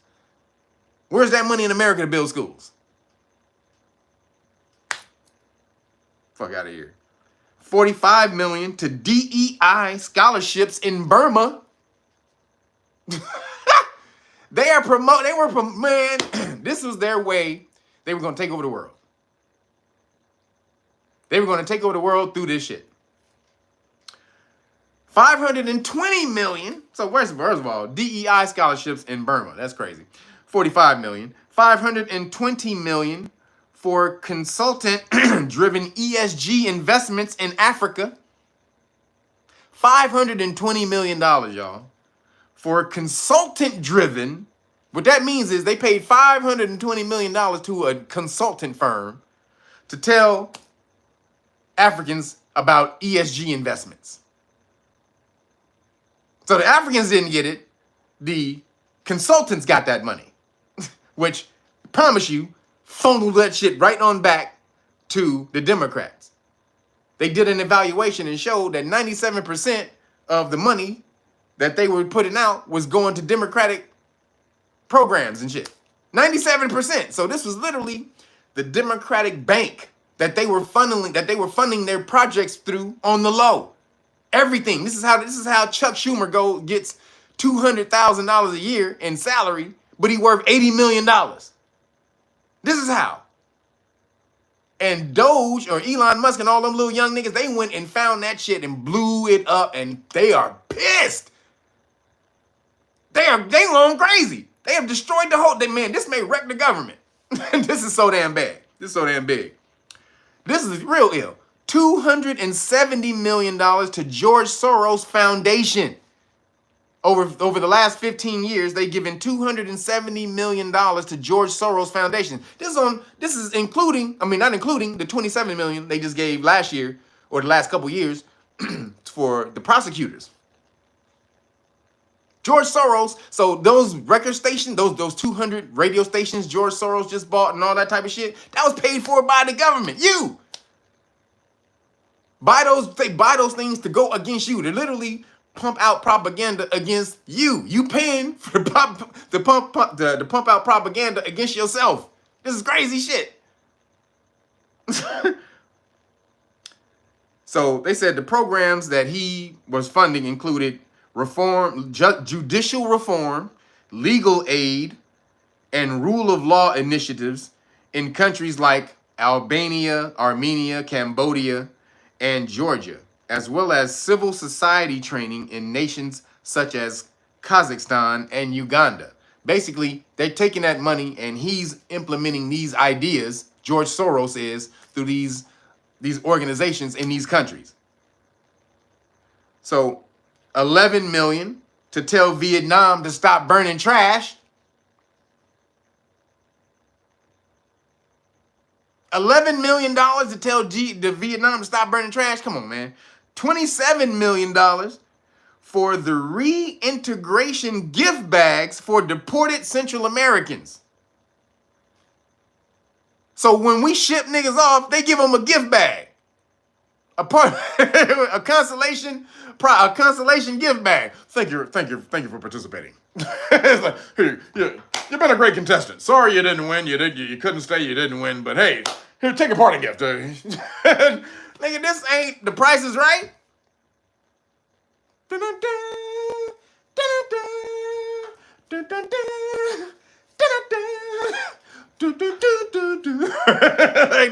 on down. You didn't win, but hey, look, what do we have for contestant number one? Well, John, we have a great gift bag for them to take back to their country. It has, what do we have in it? It has toothpaste, a toothbrush, lotion. Hey, you guys, okay. Nail clippers. Oh my God. What do we, oh God. Deodorant. Oh my God, you guys have hit the jackpot. Thank you, thank you, thank you, thank you, sir, thank you, thank you, sir, thank you, Jizz, thank you. Get along, little motherfucker. See you along. Goodbye. Thank you. Get the fuck out of here. Thank you. Goodbye. Yes. All right. 1.2 billion. That's a B. 1.2 billion in awards to undisclosed recipients. Undisclosed. We don't got to tell you. $1.2 billion to, hey, don't worry about it.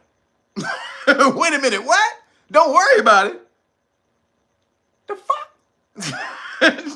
These niggas are insane. Trump, so Trump, he halted all USAID funding for all agencies for 90 days.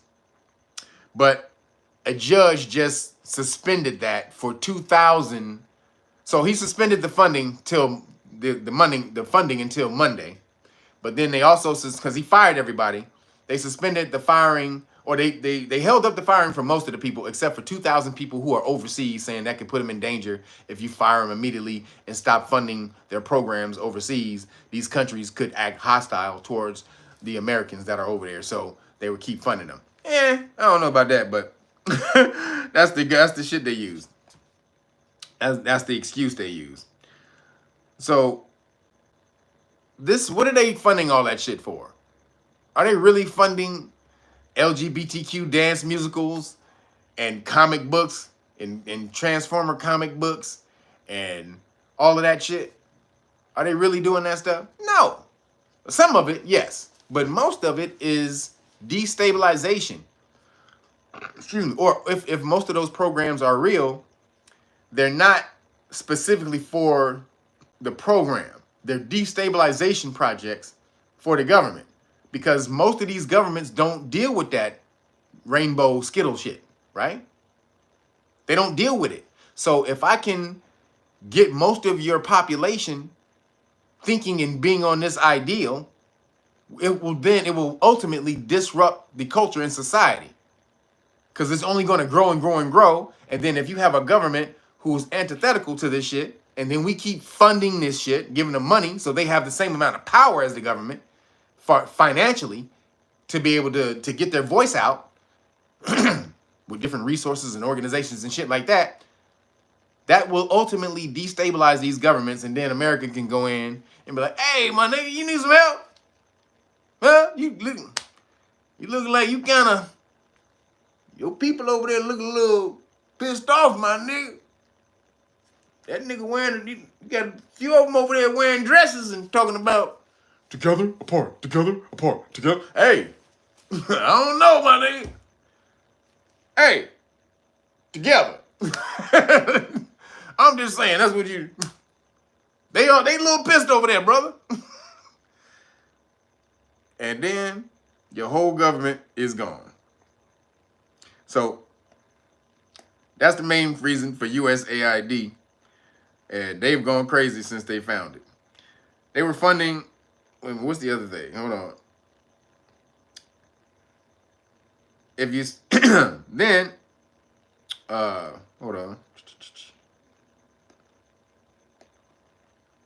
Hold on, I'm still funding. Now, is it right or wrong for them to do this? For them to, because it's called soft power. Should America do this because it secures resources for America? Because the whole thing is, should they keep some of the programs, and should they cut it all? Should they cut it all down?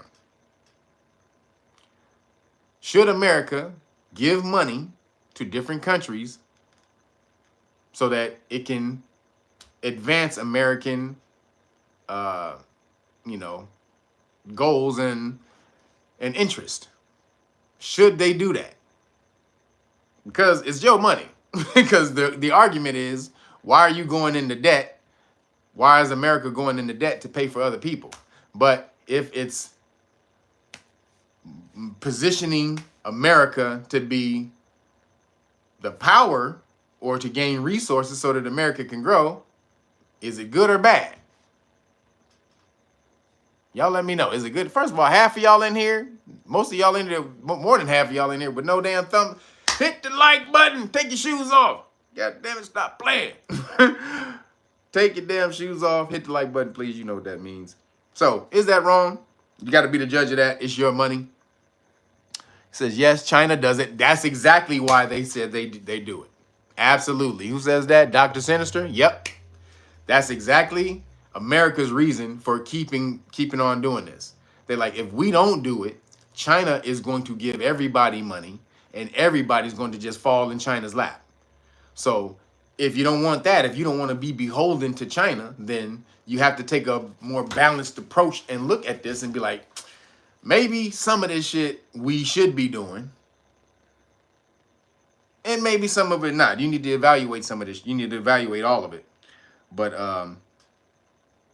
goddamn, that's a lot of goddamn money that's going out, and most of it is going to bullshit to thwart against you. Disinformation, misinformation. Oh, they also gave money to all the newspapers. They gave money to Politico, New York Times. They gave money. They funded the Wu-Tang. They gave money, that Eco Health Alliance. That money that they got came from the USAID for the Wu-Tang. They are responsible for the Pandeezy. Them specifically, that group is responsible for the Pandeezy. They funded all of it. They funded the gain of function research in the other labs in the countries. That's really why they were going. They wanted Ukraine. That's really why they were really going to war for Ukraine, because they funded a bunch of, allegedly, they funded a bunch of bio labs in Ukraine, and they didn't want Russia finding them and taking them over. Also, they fund 90-something% of the media in Ukraine. USAID funds 90-something% of the media in Ukraine. Basically, Ukraine is owned by USAID. This is why they so pissed. This is why they tripping right now. They're going crazy. So, do it, Trump. I'm with you, baby. Keep it going. Let's keep it moving. All right.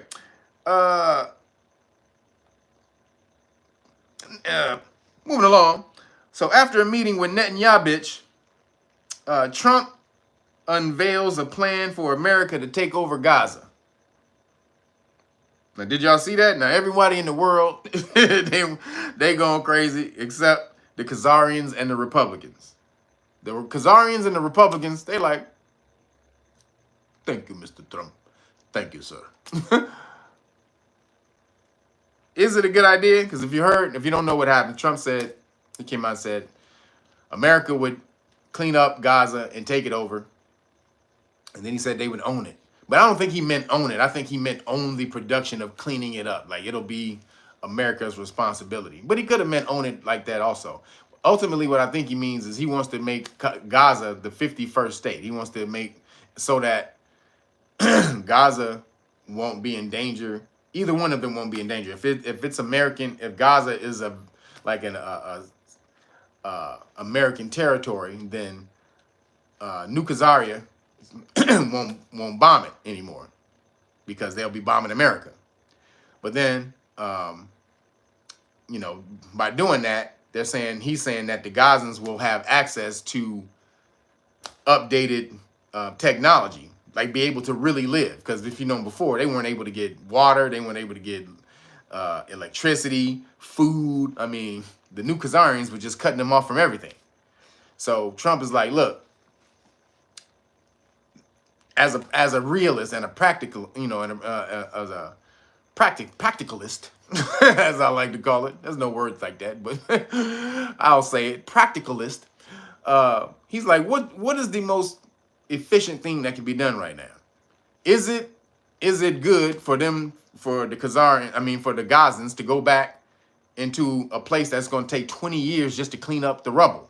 It's going to take 20 years just to clean up all the goddamn buildings and the toxic waste from the bombs, fill the craters and all that shit, just to make it level ground. All of the ground is so unlevel, it's just giant craters and shit all over the place. So he's like, no one can live there, because it's all you know, the bombs made the ground toxic as well.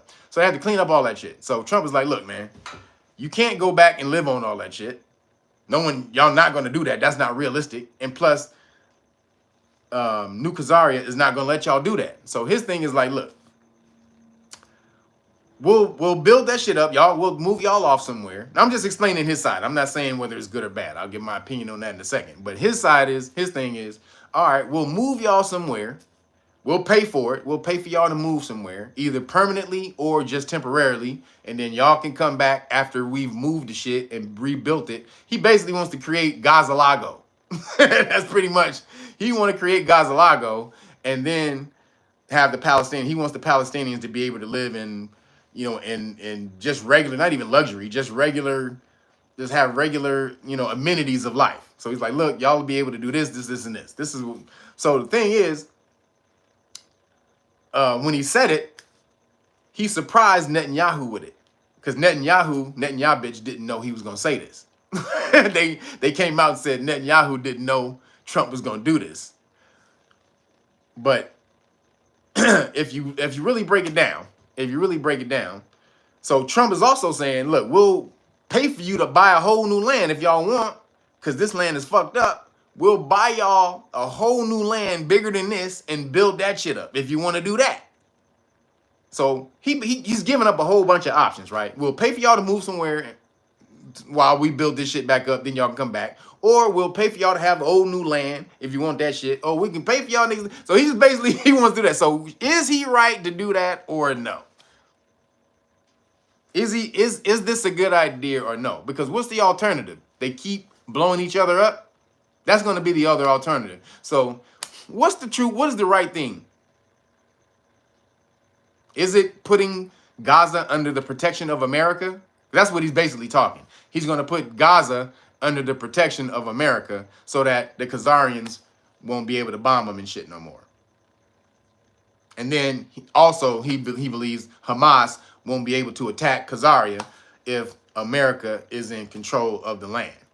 So is that a viable option with all factors considered? All the factors considered. You got to consider all the factors, because New Khazaria not going nowhere, y'all. You know that. New Khazaria not going nowhere. Plus, I believe they have solidified their own fate with the killing of everybody and what they've done the last couple years. I think they've solidified their downfall, especially in the eyes of the rest of the world. Nobody really wants to fuck with them anymore. So eventually, their credit is going to run out. But right now, what's the deal? Do these niggas just keep bombing and dying and dying and dying and dying? Because I know there's resources under the land, which is why also another reason that New Khazaria wants it and America wants it. Conceptual Elixirs, appreciate you, brother. Thank you for the cash app. Appreciate you, man. Always hooking me up. And everybody else who want to hit the cash app, appreciate y'all, man. Hey, man, you got to support, man. You want me to keep doing this shit? Because I can go watch Star Wars, boy. Damn. I know the news. Y'all don't know. I'm just kidding. But, so is it a good idea for him to do that? So that's the question right now. Most of them, the world is saying no. So now, though, on the surface, it's looking like he's a Khazarian an OG Khazarian ball gargler. Like that nigga is doing the Havla Gila, the shuffle, the Havla Gila ball shuffle. Havla Gila, Havla Gila, Gila. He is doing it. He's juggling them between fish to Cleela, he's just gargling. This nigga even pulled out Netanyahu's chair when he sat at the goddamn table. That was kind of Fruitopian, Trump.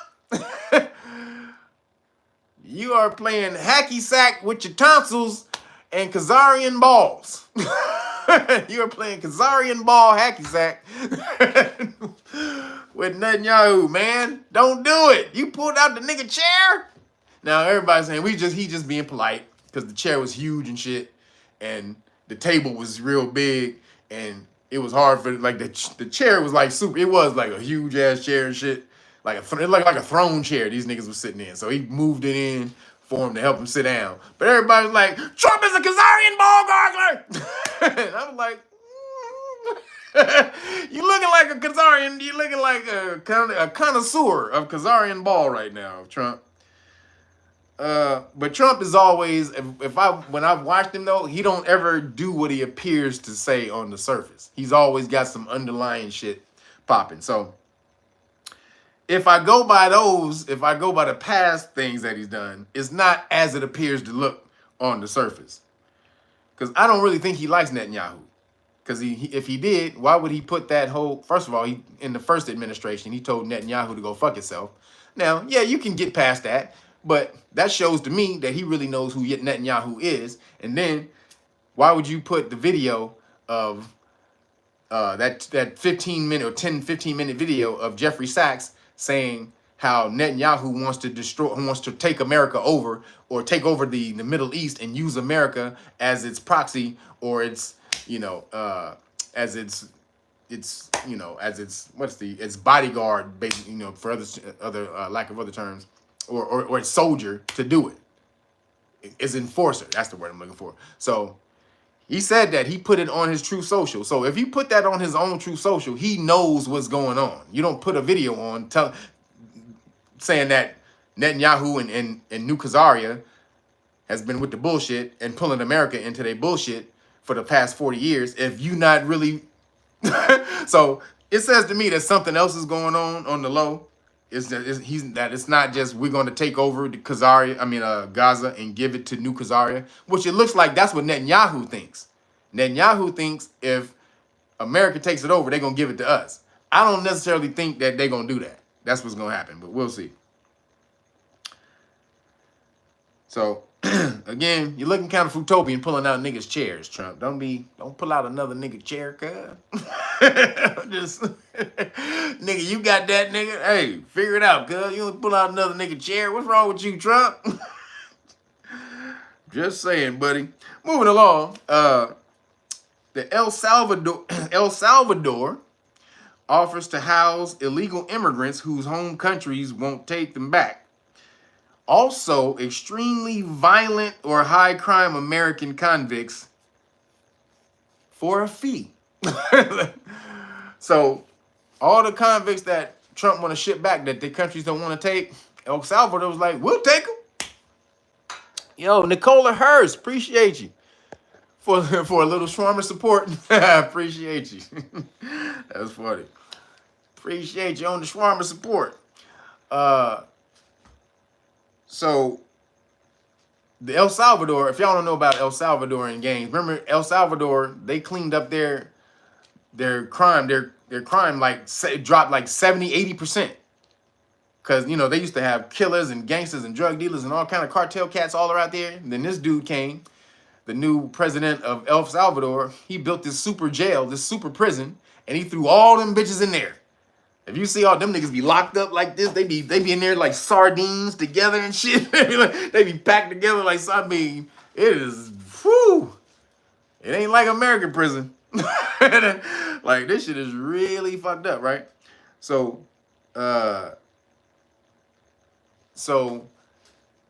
he said, he called up and was like, yo, if they don't want to take, it's like 40,000. It houses 40,000 people. Now, I think they're going to expand. If Trump starts to send people over there, they're going to expand the prison.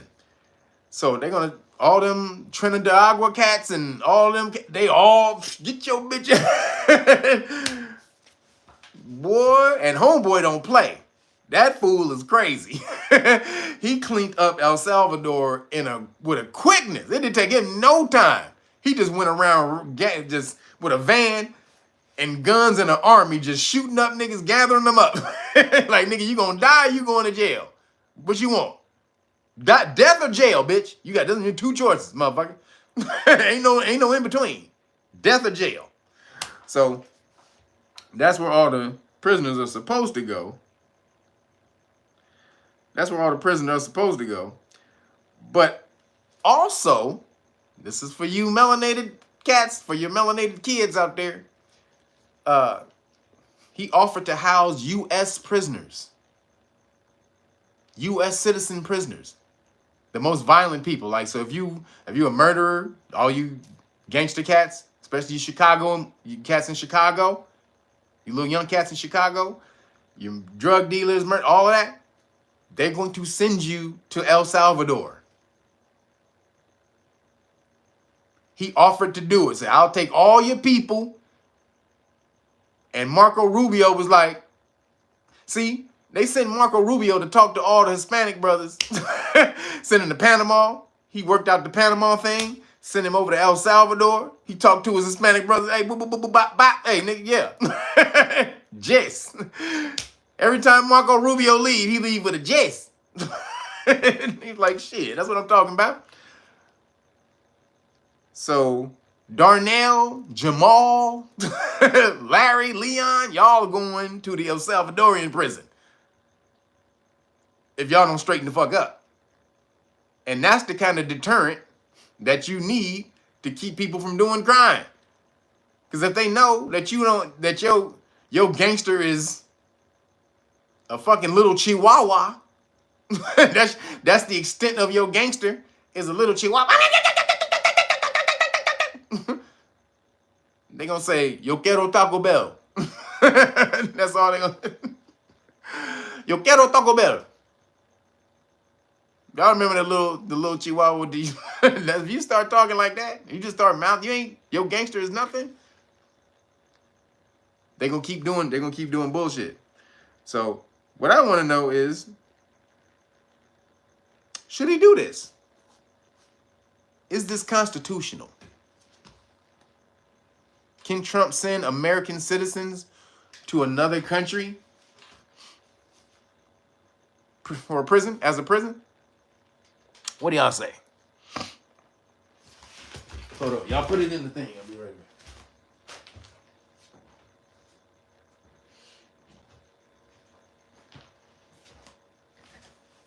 What do y'all say? Is this constitutional to send American citizens who have been convicted of violent crimes? Is it legal to send them to another country? Another country's prison? Toby Robinson says yes. This could be the end of pandemic pookies in country. That's funny. They not ready for it. Hell no, they not. Okay, said unconstitutional. Extradition to a foreign country. Don't know. That's a question mark. No, Jess. Oh, y'all don't know, huh? So, what does the 13th Amendment say? Anybody, what does the 13th Amendment say? Anybody got the 13th Amendment? Neither slavery or involuntary servitude shall be lawful except for what?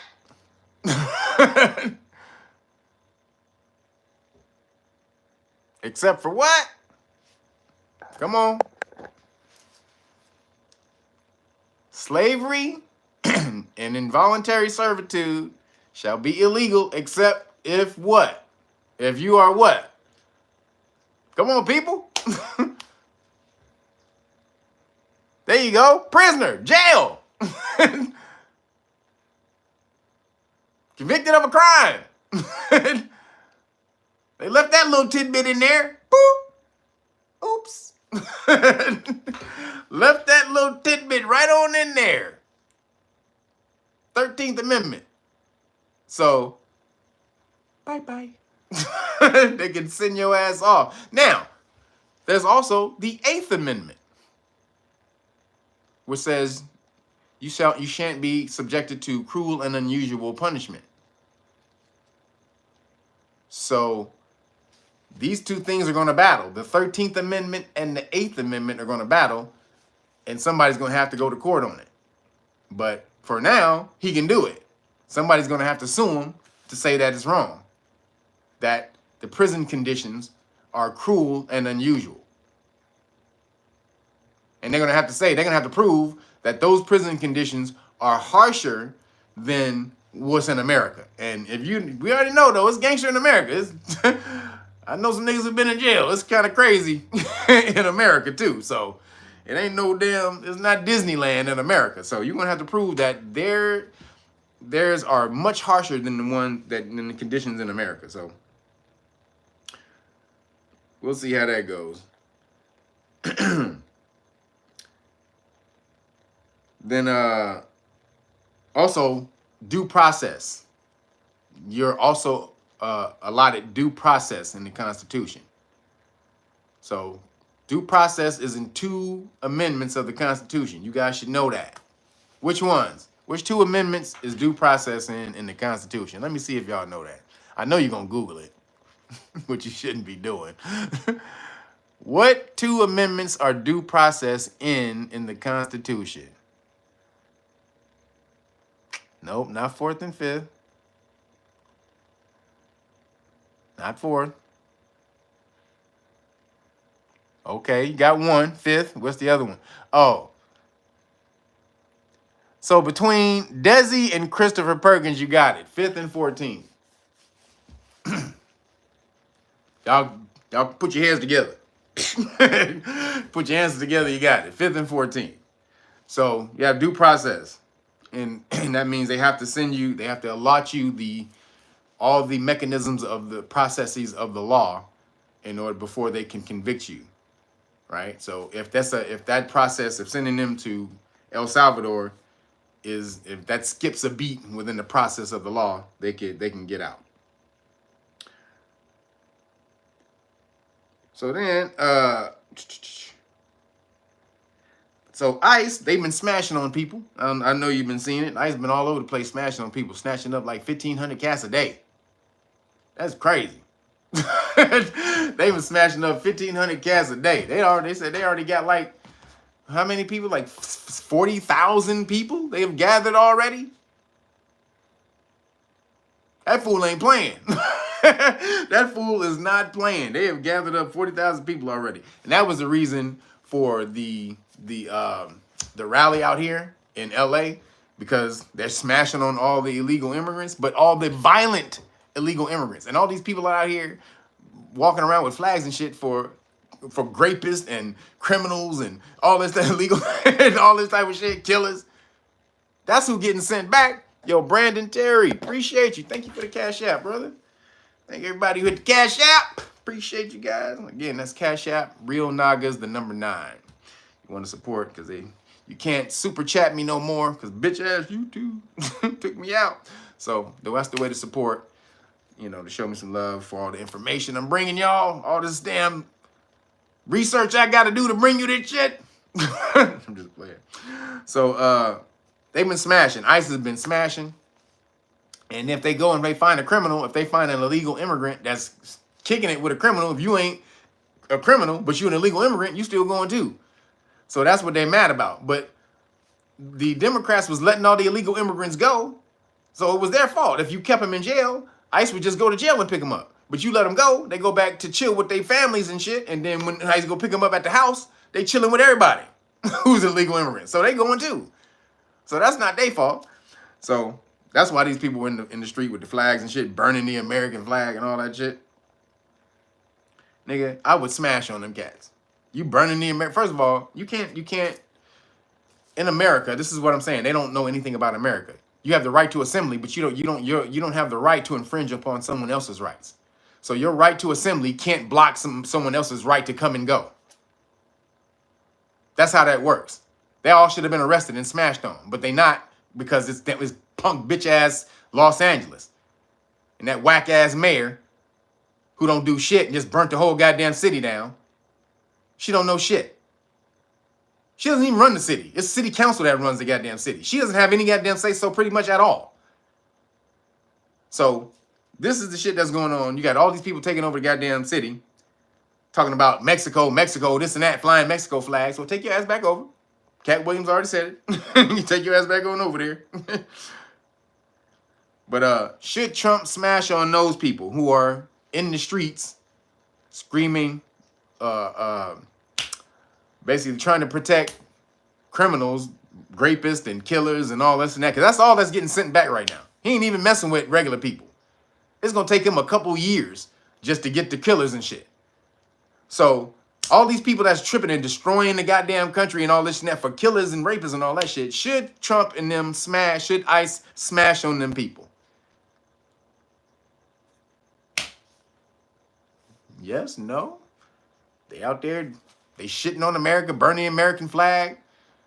America's nothing, boop, boop, boop. America's racist, is blah, blah, blah, this and that, blah, blah.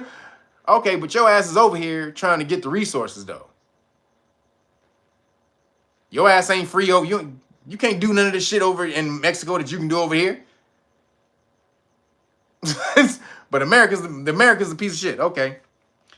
So, again, America does have a whack ass history, but you gotta understand where you are. There's reality to certain things. There's a philosophy and all that type of thing, idealism, but then there's also, where am I? I'm in America. Do I use America? Yes. Do I need America? Yes. That means I need to be rooting for America. If you live in America and you use America and you need it, then you need to be rooting for it. Not burning damn flags. So, again, I hope ICE smashes on all them cats.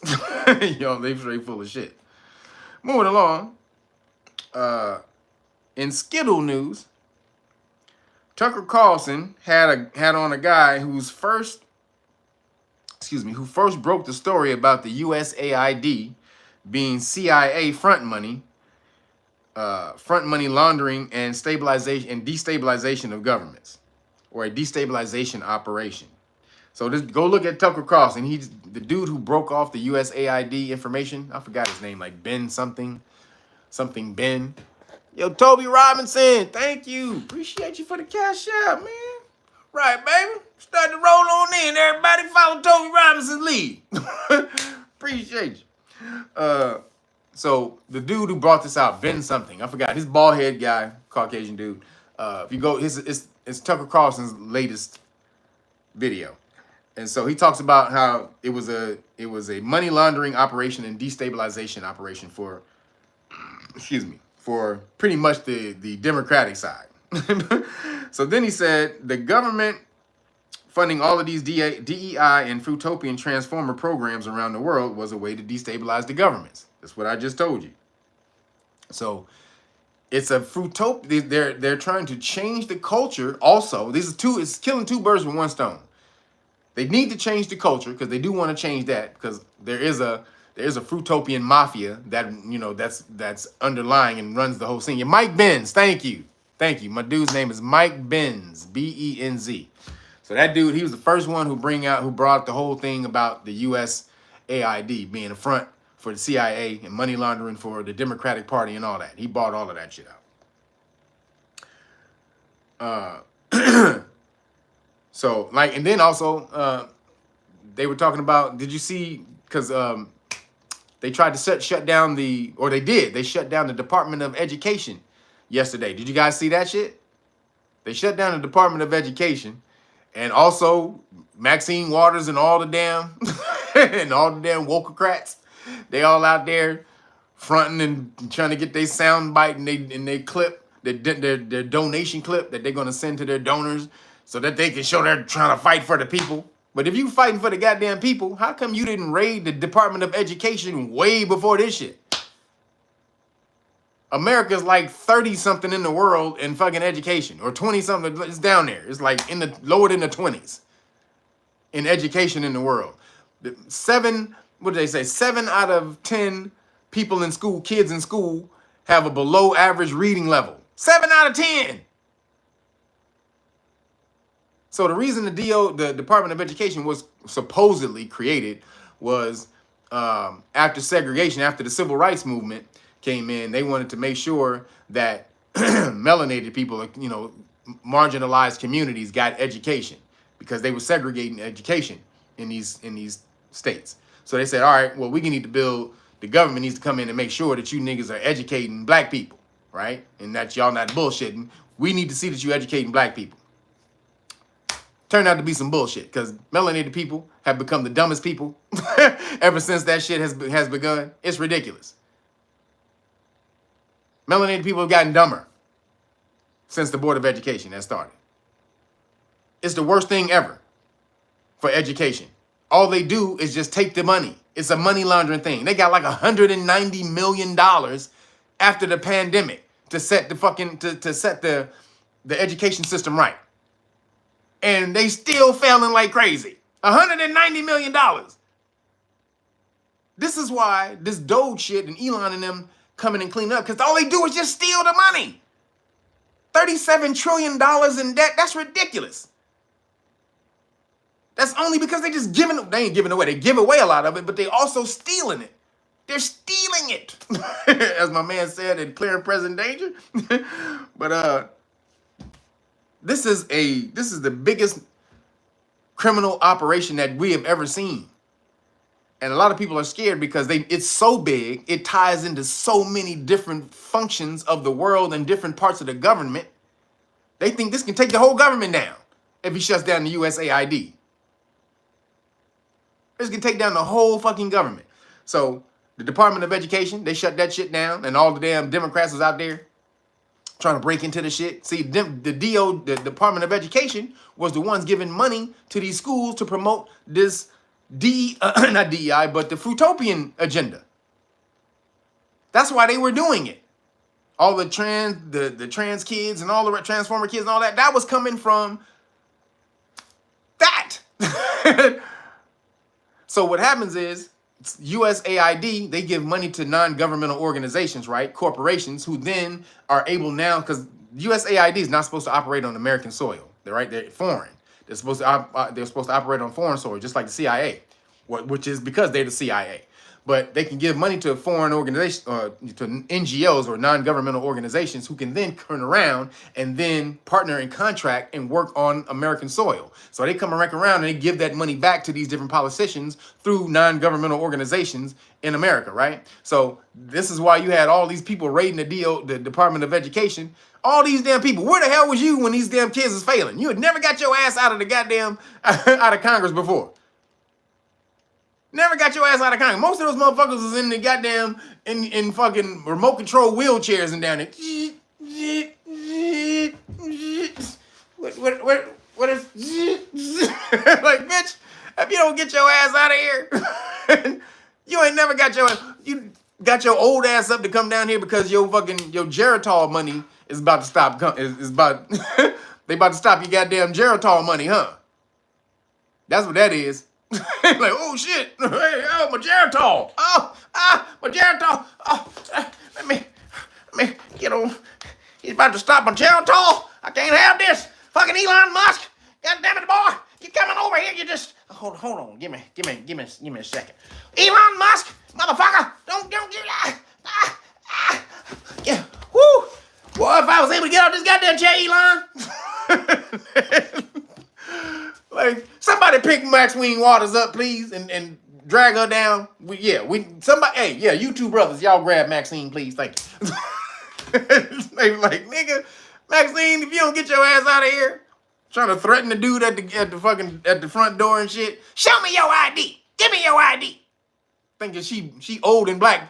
People just supposed to listen to her. Like she big mama to everybody. You ain't everybody's big mama. That shit work in black people's houses. White people don't give a fuck about you yelling at them. They don't give a goddamn. Fucking crazy. But, so, Tucker Carlson broke that down. Mike Benz broke that down, how they was trying to destabilize the governments with all this Fruitopian stuff. So moving along, Trump signs the executive order to keep biological men out of women's sports. He signed it. He put it in the deal, so... And that was off the chain. He had all the little young girls, everybody around, cheering for him. And he didn't sniff them. Joe Biden. I didn't see him sniff one little kid, Joe. See how you can have some goddamn discipline, Joe? God damn it, boy. Joe would have been...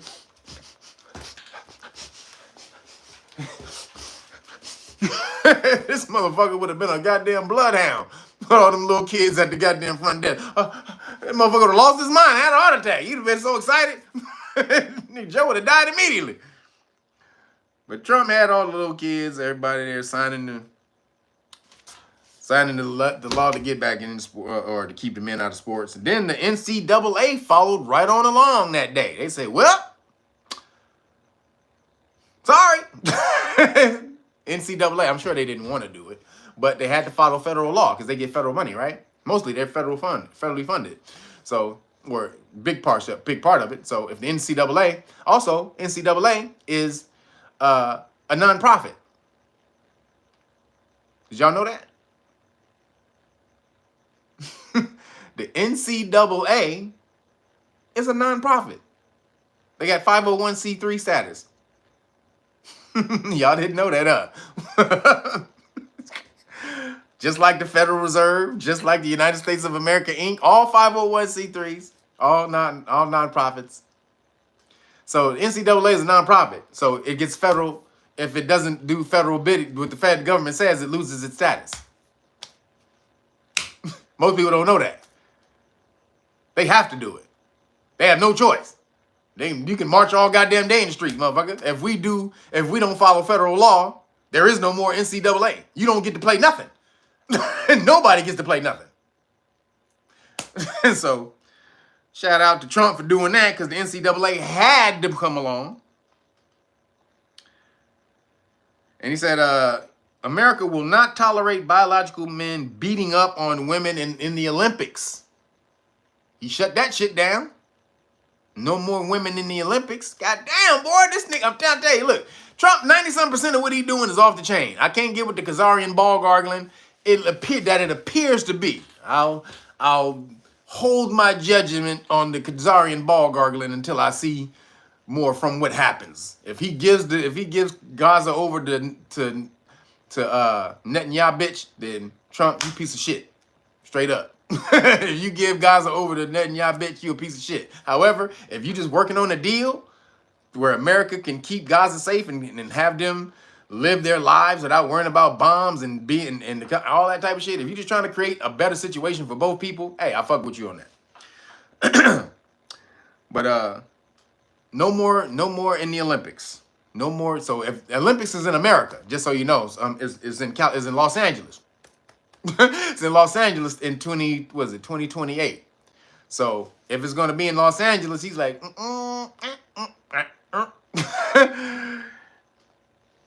we don't do that over here. And the Olympics went crazy. They went crazy. We've had long-lasting. This has been a long-standing thing, having trans people. Like, no, it hasn't. This just popped up. And where do y'all think the Olympics was getting money from, y'all? To promote this, to promote dudes beating up on girls in the Olympics. Excuse me. They're getting money from the government. Same goddamn place, U.S. government. So, shout out Trump for signing that. Appreciate that right there. We need to come back to some sanity, because they was knocking the shit out of these girls. These dudes was knocking the shit out of girls.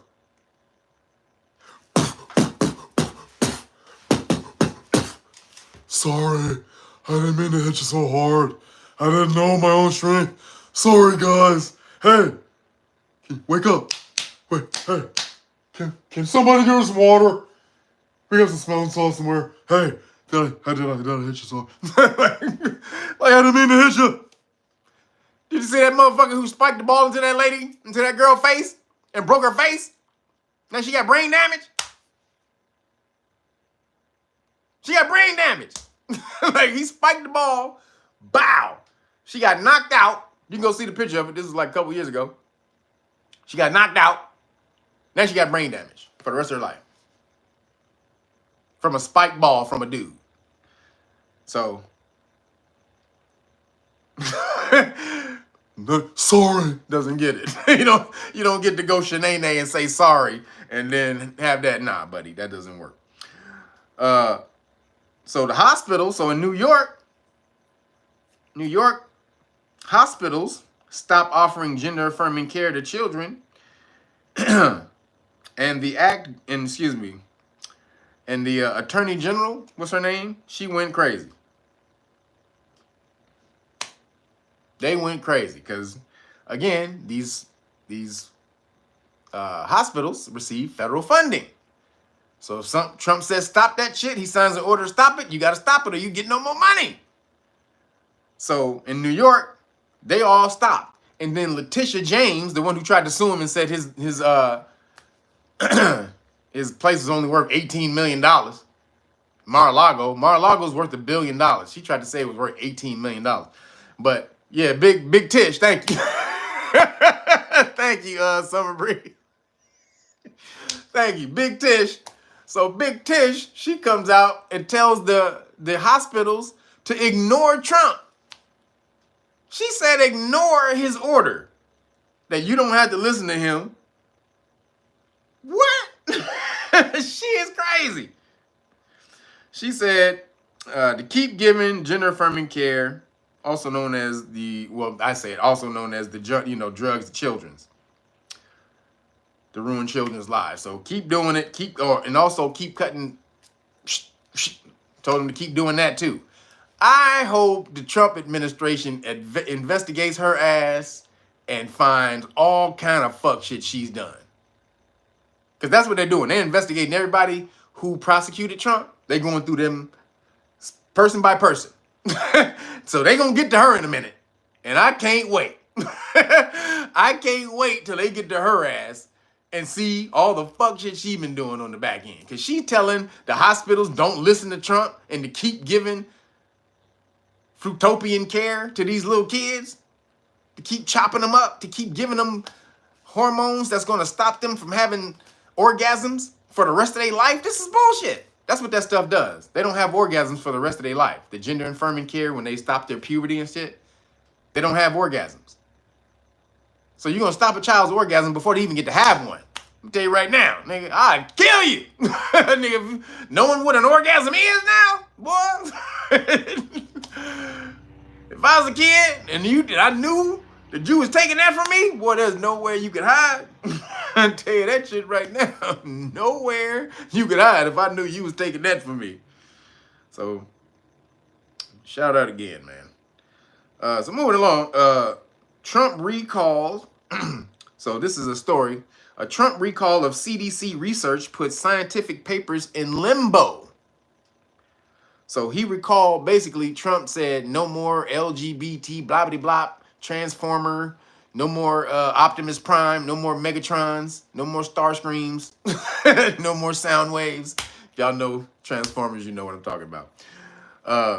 So he said none of that, no more pronoun, none of that shit, right? So it said the CDC, they said they can put some of their research papers in limbo, apparently. So this is from Reuters. Also, Reuters is one of the groups that was getting money from the USAID. So now you take this report with a grain of salt because this report is coming from Reuters, right? So just make sure you understand who's talking about this, right, when you put it on there. So it says scientists are struggling to respond to a Trump administration order to review papers already submitted for publication for content now banned by the federal government, according to interviews with 6 researchers. The directive issued January 31st applies to all research that features work from the U.S. Centers for Disease Control, or the CDC, CDC scientists, including collaborations with external academic institutions. It aims to comply with President Donald Trump's executive order recognizing only 2 sexes, male and female, by excising terms, like getting rid of terms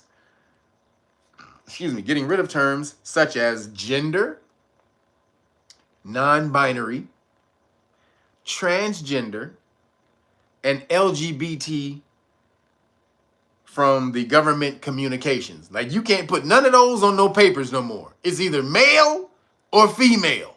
I don't want to hear nothing else. He's like, I don't want to hear no bullshit about this motherfucker's a demon they, or a demon them, she demon, demon him. I don't want to hear none of that shit. Male, female. That is all. So the researchers, the scientists, apparently, who knew that it was only 2 sexes before the last 4 years, they knew this before the last 4 years, but all of a sudden, the last 4 years, oh shit, We didn't know. I've been working on people for 30 years, but goddammit, I wouldn't have known had you not told me. Why didn't somebody tell me? What the fuck, nigga? I ain't know. Like, wait a minute, what was you doing when you was doing your gynecology stuff? What was you doing when you thought you was looking at a cootie coo? You thought you was looking, wait a minute, now you think the cootie coo is a pee-pee? Is that what you think? You was looking at the wrong thing? Who knows in these days, you know, we call it these things, you don't know. It's all with perception, it's all what we think, it's all what we view things are. Who knows what reality really is? Am I here? Are you here? Is this world here? What do we all do? Like, nigga, if you don't shut your whole ass up, nigga, male, female. That's it. Shut the fuck up with all this bullshit. So, the researchers say the edict requires them to deny realities. It requires them to deny realities grounded in science across fields of critical to public health. Fields critical to public health. Again, realities grounded in science, y'all. Is demon they? Demon them, they, shim. Is all of that grounded in what is that? Grounded in reality. Reality's grounded in science. Grounded. I mean, that's rooted. Nobody disagrees with that shit at all. What the fuck? In addition to work that focuses squarely on issues affecting minority communities, many broad-based papers routinely include demographic tables with detailed information on populations by race and gender. Now, this is a quote from one of the researchers. It is egregious that a country's public health agency or any government authority should demand erasure of any terminology, particularly medically relevant terminology. This is the British Council Medical Janitors, the British Medical Journal editors, Jacqueline, that's a woman, obviously, Jacqueline Clark and Cameron Abbasi wrote in an editorial published Tuesday calling the order sinister and ludicrous. This amounts to the censorship of scientists, breach of rights to free expression. Do doctors have the right to just change science at a will and call it free expression? This is what they're doing. They're basically just flipping science on his head on a dime and saying, you know what? I don't want to call it that no more. That's not a vagina. That's a pee-pee. We just go, that's what I feel. That's what I feel. I don't care what you tell me. That's what I feel. That is not a vagina. It's a pee-pee. I don't give a shit about the last 500,000 years, nigga. Who cares? It's today. Today, that is a pee-pee. Hey, nigga. They can just flip and turn and change society at a whim and call it free speech. That's what they're saying.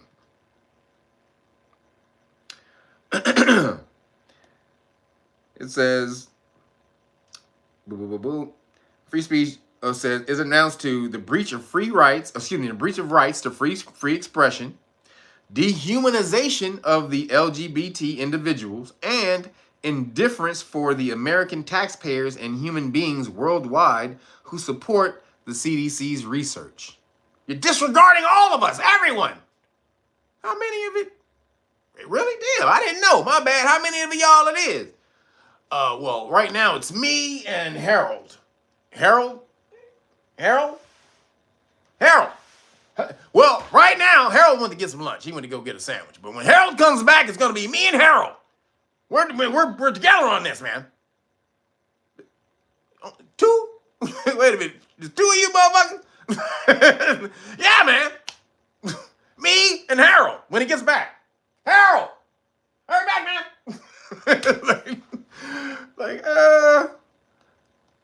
We're gonna flip the whole goddamn system for you. I see you. And Harold? Where? Harold, okay. You and Harold. Hey, what you and Harold doing back there? How did y'all come up with your conclusions? Doctor? Hey, man, we've been back here. We've been investigating. We've been researching. We've been don't worry about that. We've been doing stuff. We've been looking into it, man. We've been looking into it. That's all you need to know. We're looking into it. What are you looking into, Doc? We're looking into hey, man, just give us our funding back, man. Goddamn. Why do we need to go into all this shit, man? Just give us our funding back. Give us our money back, man. Nah, brother. It said, this is why, y'all. This is why they don't want that. In one example, the order has sidelined a paper on the successful U.S. monkeypox outbreak response in 2022 that was co-authored by the the CDC, scientists, according to its leading research. Now, does anybody remember what monkeypox was affecting? Yo, Tafiq, appreciate you. Thank you, brother, for the cash app.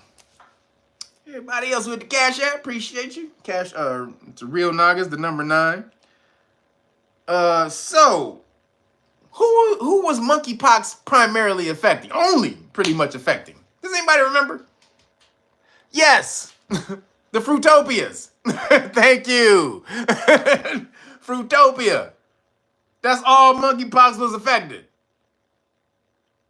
That's it. So the mpox paper, the monkeypox paper, had undergone months of peer review at a scientific journal, as well as extensive internal review at the CDC. Okay, you niggas is full of shit. They wanted to put their bullshit out with this monkeypox. See, this is some shit. This is for one community only. That research paper bullshit, that was for one community only. And Trump was like, nah, we ain't doing that. We ain't spending all our money on this bullshit. No, nigga, no. There's a whole bunch of people out here, regular people out here sick as fuck. Figure that out. So they mad as hell because they won't let them put out the monkeypox paper and call people they, them, or she, shim. Or shiminy, shimmery. Moving along, Australia, they following along. They cut their gender affirming care until you're 18. Hey, everybody, we're starting to level off, baby. The plane was on, it was diving. It was on a dive. Yeah. We was trying to pull it out. We was on a nose dive. Pull it.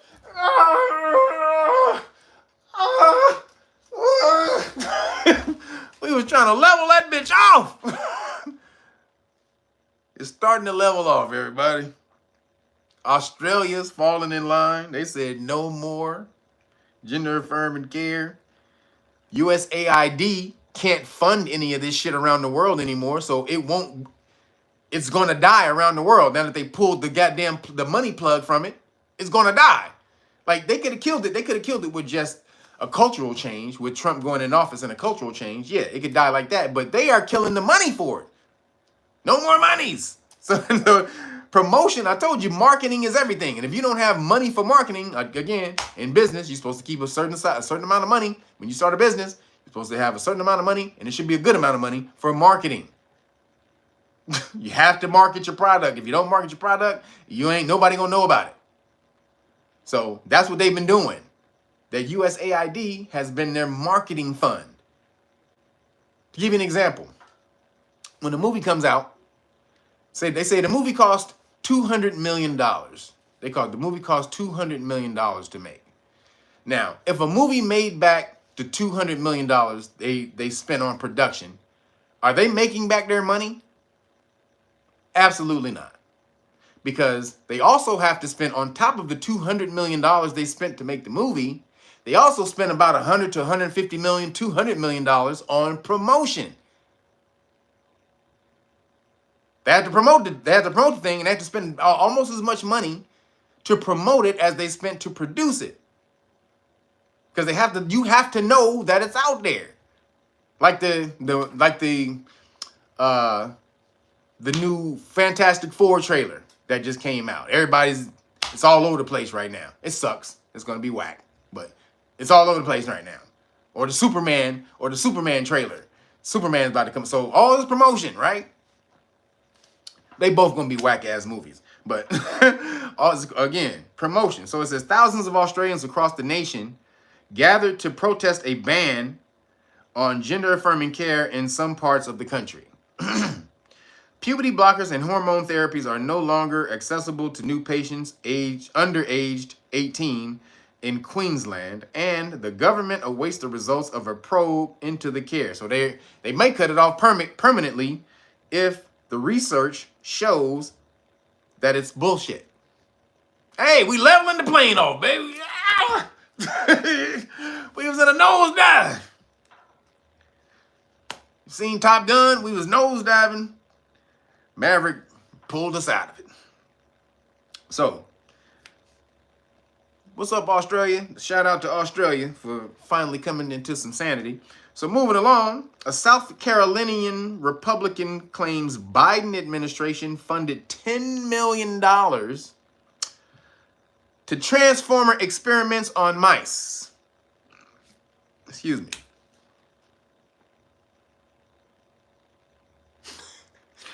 Transformer experiments on mice. Yeah, you heard me correctly. On mice. So it says South Carolina Republican Nancy Mace. She's the one who got attacked, who said she didn't want no transformers in the bathroom of the Congress bathroom. So Nancy Mace slammed the Biden administration for using more than $10 million in taxpayer money to fund painful and deadly transformer experiments that forced lab animals to undergo invasive surgeries and hormone therapies. These people are evil, man. You doing this to animals? Transformer animals? What the hell you gonna, what are you doing? You're not God. You're not nature. You're not gonna flip and change and all of a sudden be able to create people like nature does it. You're not gonna do that, ever. You can't tap into the etheric realm, the Akashic records, which is truly what a being is. It's not the fucking body. As Yoda says, luminous beings are we, not this crude matter. So no matter what you try to do working on the goddamn body, it's not going to create the person that fills the body. These people are full of shit, man. So it says, in a hearing Thursday, Representative Mace detailed findings from the White Coast Waste Project, which revealed the NIH had issued at least 10 federal funding grants to universities and hospitals nationwide to support studies into the effects of feminizing masculinizing hormones in mice. Feminizing and masculinizing. So we're making female mice into male rats, and male rats into female rats. This is crazy. Rep. May said in an oversight committee hearing titled Transgender Lab Rats and Poisoned Puppies, Oversight of Taxpayer-Funded Animal Cruelty. Man, that's a big ass title, ain't it? God damn. The title is again Transgender Lab Rats and Poisoned Puppies, Oversight of Taxpayer-Funded Animal Cruelty. That the Biden administration had allowed taxpayer dollars to fund surgical mutating animal genitals.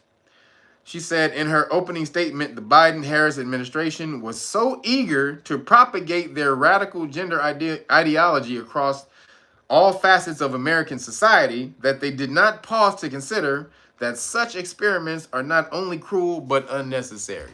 So, holy shit. Feminizing hormones says the research sought to understand how hormones might influence wound healing. Really? Wound healing. How gender-affirming hormone therapy impacts the immune system and reproductive function, and how feminizing hormones in transformer women affect heart health, among other similar projects. So you can't look at a woman and tell what feminine hormones does, or you can't look at a man and tell what masculinizing hormones do. I gotta go to the rats. It's the rats, man. We gotta go to the rats. Hey, bring me the rats. Ben, the two of us need look no more.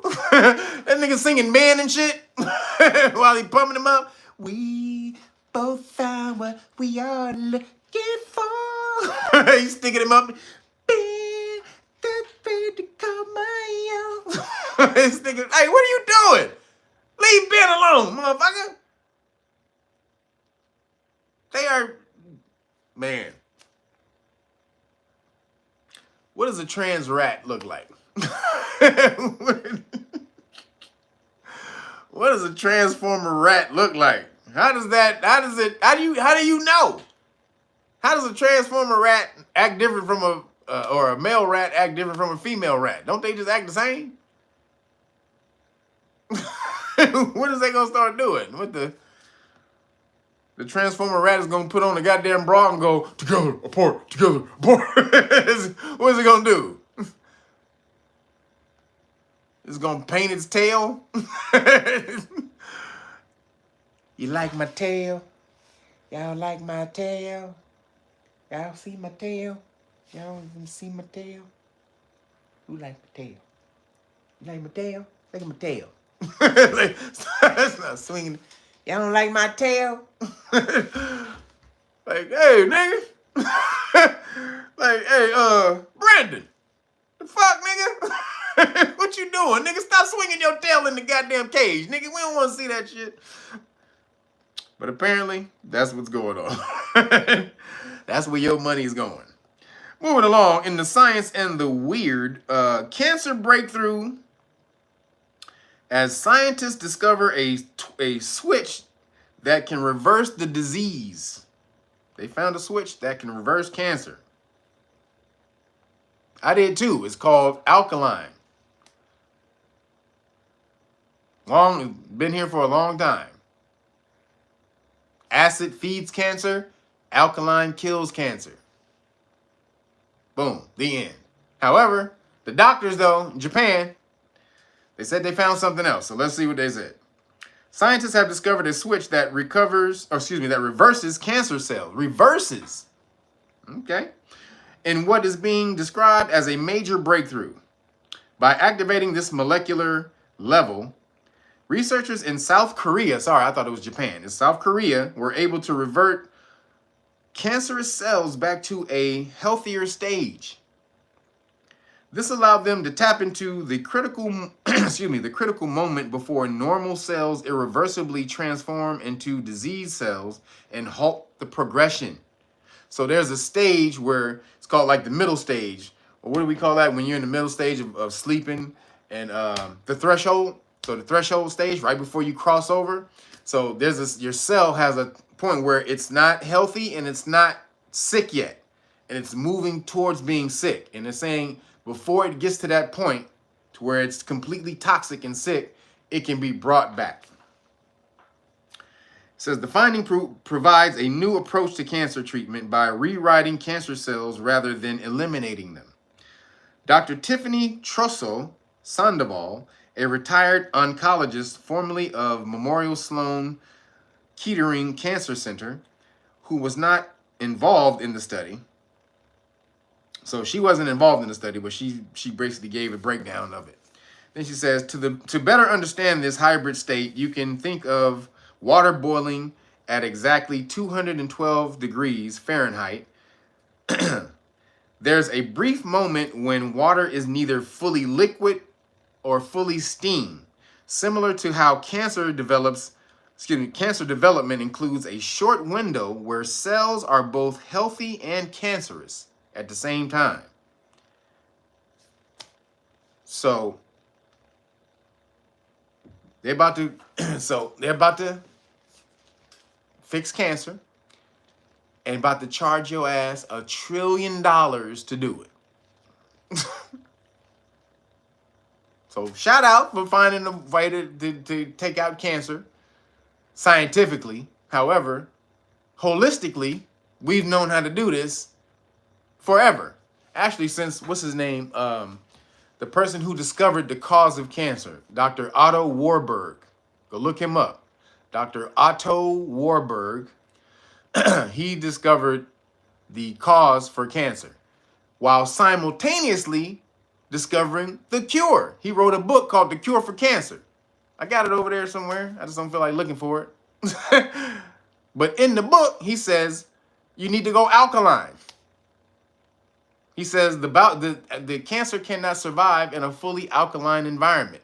So in order to cure or to kill the cancer off, now again, I have to say allegedly because we're talking on YouTube. So allegedly, according to him, Dr. Otto Warburg, not me, according to Dr. Otto Warburg, the dude who he won a Nobel Prize for discovering the cause of cancer. This dude won a Nobel Prize for discovering the cause of cancer. Simultaneously said the cure for it is, so he said the cause for it is acid, an acidic environment, and the cure for it is an alkaline environment. So this was in the early 20s. He discovered this. Otto Warburg. Go look him up. Dr. Otto Warburg discovered what causes cancer. Won a Nobel Prize for it, and then also said, oh, this is how you fix it, though. My bad. Oh, I didn't tell you how to fix it. Oh, my bad, my nigga. I didn't give you the whole thing. Oh shit, my bad, cuz. Hey, here. This is the other part. This is how you fix it. And the medical industry, they took this is what causes cancer. Okay, thank you. Appreciate that, brother. This is what causes cancer? Oh shit, nigga, we didn't know. Thank you. Appreciate that. Oh, this is how you get rid of it? Thank you, brother. Thank you. We appreciate that. Hey, I ain't doing nothing. Nothing. It's over. I put it in a safe place, brother. Don't worry about it. I was just, my hands were dirty. I had some salt on my hands, some crumbs on my hands. I was just wiping the crumbs off my hands. It looked like I was tearing up the paper, but no, I was just wiping my hands. Them niggas did not want to know what cured cancer. When he gave them both papers, this is what causes it. This is what cures it. And they said, they slapped his hand. And they gave my, good brother. And then on this hand, get that shit out of here. So, thank you, Korea, for discovering this. But Otto Warburg did this over 100 years ago. So moving along, the first ever recording of a dying human brain reveals what happens right before you die. They recorded, they had the dude brain hooked up and recorded exactly what happened when. So remember, we talked about your brain activity. If you've seen this before, you've been with me a minute. Talked about how your brain is a tuning fork, especially if you saw me, you came over here from Bro Rich, Black Magic 363. That was the first video I did on Black Magic, was your brain is a tuning fork. And so you can go look that up. But basically, you have a bunch of frequencies and vibrations is moving around, right? Vibrations moving at different frequencies, all right? They're not separate. It's a vibration moves at a frequency. So they're moving around. Everything that you want to know, and that's happened in the universe, is all those vibrations are just, they're here, just moving through you at different speed, at super high rates of speed, right? So you can't, they don't register. Your brain being a tuning fork, the synapses being very dense, it slows down these vibrations and frequencies so that they can register, not vibrations and frequencies, but vibrations moving at certain frequencies. It helps to register these things so that you can know what it is. So give an example, like if you're studying math, or if you're studying art, or let's see, construction or something like that, all the information for that genre of profession or that profession. All the information for those professions is out there. Everything that you want to know is out there because there are people doing it already, thinking on these things, processing them, doing them. So the thought information or the thought frequency is out there. How do we pull it in? Well, your synapse has to be dense enough so that it slows the vibration down. Because if it's moving at a very high rate of speed, then it's going to just pass right through you, like the Flash. The Flash can vibrate at super high rates of speed. It moves through things. So in order for you to register the vibration or frequency, the synapses, or what you call a brain fiber, has to be dense enough to slow the vibration or frequency down so that it can register in your mind. It can register to you so you can perceive it. Otherwise, these are just vibrations moving through you so fast. So what happens is when you learn a certain subject, your brain begins to create these synapses. And the more and more you learn about the subject, the synapse becomes thicker and denser till it's able to slow down the vibration or frequency or whatever the vibration of that information so that you can start to receive it even more without having to study it so damn much. Now you'll start to channel it. That's what they call channeling. You'll start to channel this stuff through the universe. So they said, so now just giving that, so breaking down how your brain is a tuning fork, registering vibration, right? Moving at different rates of frequency, right? So it says, what happens to the brain as people transition from alive to dead has puzzled scientists for centuries until now. A team of neuroscientists have captured the first ever brain activity of a dying human brain, which suggests people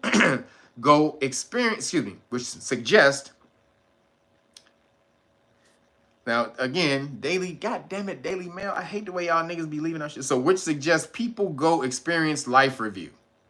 Now, it means go through. People go through experience life review. So remember when they say, you heard somebody say before they died, their life flashed before their eyes? This is saying this is what it does.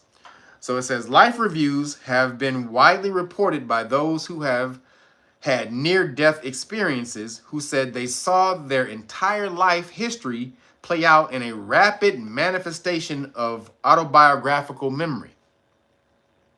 Many describe this as the experience of seeing their life flash before their eyes. The recording was made when an 87-year-old patient underwent cardiac arrest while being treated for epilepsy. Doctors had stopped a device on his head to monitor brain activity. Doctors had strapped a device on his head to monitor brain activity, but the man died during the process. However, the neuroscientists captured 900 seconds of brain activity around the time of death, allowing them to see what happened in 30 seconds before and after his heart stopped beating. Check this out. The measurements of brain waves before and after showed areas involved with memory and retrieval were still active. As he looked like he was dead, his memory and memory retrieval was still alive, was still going. Dr. Ajmal Zamar of the University of Louisville, Kentucky said, through generating brain oscillations, waves, again, frequency, that's all a wave is, a frequency, involved in memory retrieval, the brain may be playing the last recall of important life events just before we die, similar to the ones reported in near-death experiences. So basically, your brain plays all your greatest hits. It goes through the crate. It starts looking up like, oh shit, nigga, Wu-Tang, shook ones. Oh shit. For all the killers and the $100 billers. Like, oh shit, Michael Jackson off the wall. Oh, it starts going through the greatest hits. You know a good movie for this that breaks this down? Man, you guys have to watch this movie. If you have not seen this movie. It's called Defending Your Life. Go look that movie up. It's called Defending Your Life with Meryl Streep, and I forgot the dude who played the male character. But Meryl Streep, and it's about what happens when you die. Movie's off the damn chain.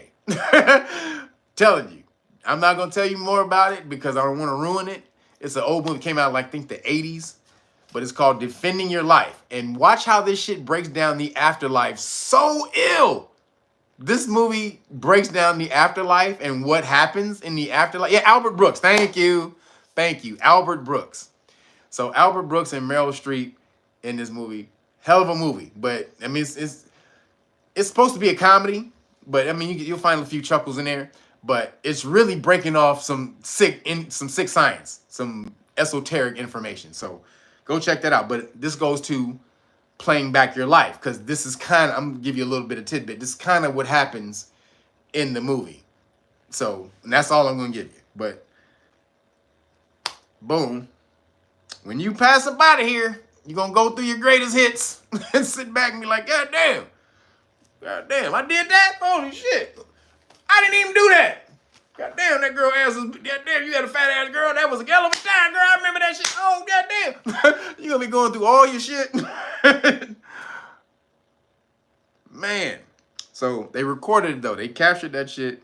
So, again, your brain is a tuning fork. The reason I put this in here is because your brain is a tuning fork, registering vibration or frequencies that are all moving around you. So if you want to register whatever you want to register in that brain, in your tuning fork, in your tuning fork, you should do this. You should do this all the time too. You should put the ohm. This tunes your brain. This is a tuning fork. Your brain is more like an instrument registering frequency. So it's not necessarily a tuning fork. I call it a tuning fork, but your brain is more like a musical instrument that registers sound. And so you can tune it like you can a piano or a guitar. You can do that. So, bam, make sure you do that. You say rest in peace, Irv Gotti? Irv Gotti passed? What? What happened to Irv Gotti? God damn. Irv Gotti out of here. That's crazy. So, moving along. This is crazy right here. So remember we talked, I'm bringing this stuff, 54, he had a stroke? Oh, man, damn. So, rest in power to Irv Gotti. Murder Inc. Heard you did some crazy shit on the back end. I don't want to say this may be karma. I'm not saying that. I ain't saying it. Heard you did some shit on the back end, Irv, but peace to the brother. He gave some good music when he was here. Or he was behind some good music that was here when he was here. So moving along, I'm bringing this stuff to you guys about the microplastics, because this is a major thing that's going on. They're really putting this out here about microplastics. They even found microplastics in Antarctica, in the snow and the ice in Antarctica. That's crazy. You guys got to get away from the plastic stuff if you can, as much as you can. Drinking out of, drinking out of these. Get you an osmosis water filtration system in your kitchen to filter the water. What else? Again, so no water. Oh, you can. So basically, I would say these water filtration system and glasses. Drink out of what's that water? It's a water that comes in a glass. I forgot. It's like a long glass thing. It's not Voss. It's is it Voss? I don't think it's Voss. I think it's another water. But you should be drinking out of that type of stuff. Because researchers have found a spoon's worth of nanoplastics in the human brain. A spoon! In your brain. That's crazy. So it says, the latest evidence that plastic is accumulating in our bodies. The brain is the most well-protected organ in the human body, but it has a surprisingly high amount of microplastic pollution. According to a study published in Nature Medicine on Monday. Transgender, appreciate you.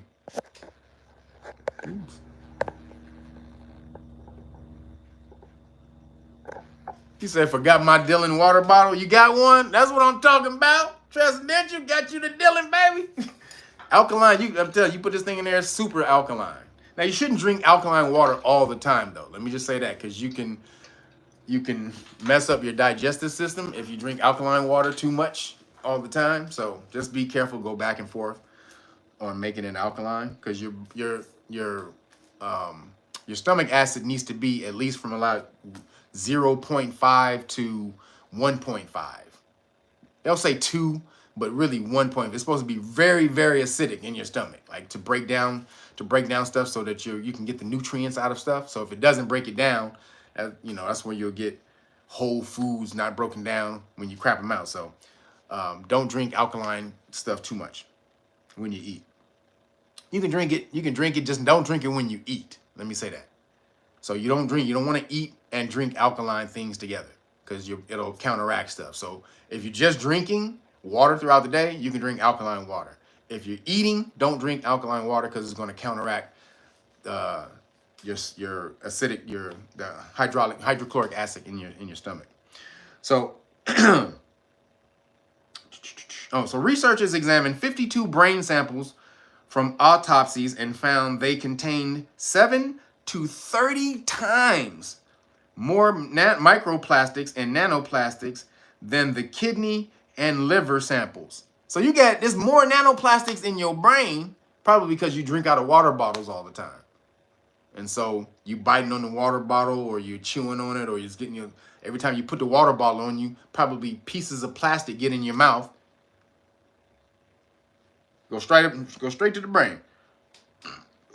So 7 to 30 times more microplastics. The amount of plastic the researchers found in the average brain sample is about the equivalent to a plastic spoon. Matthew Capon, the lead author, said the brain samples were taken from the prefrontal cortex, which controls behavior and is involved with decision making. This is why people are stupid. And you got motherfuckers out here in the middle of the street being activists over nothing, over dumb shit. This is part of the reason why. Most of the plastics found were nano-sized shards or flakes of polyethylene, which is used in plastic bags from the store and plastic food wrapping. So stop buying processed food. God damn it. Stop buying that shit. Plastic food wrapping and plastic water bottles. Those really, but the plastic water bottles, like those real ones that when you squish them, they make all that.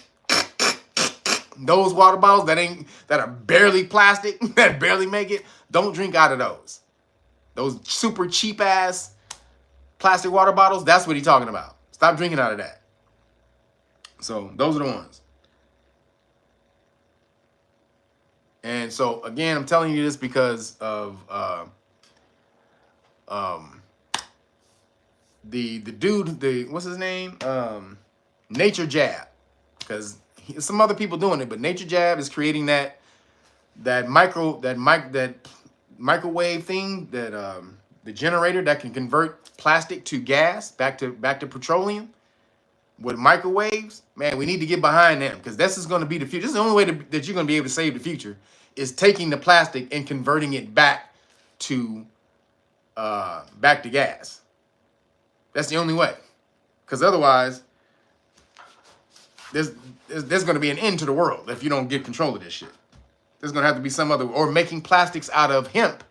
That's what they're going to have to start doing, because you can make plastic out of hemp. I don't know why they don't do it. Well, I do know, because it's cheaper to do it out of petroleum, but they're going to have to fix this shit. So moving along, this is a crazy story.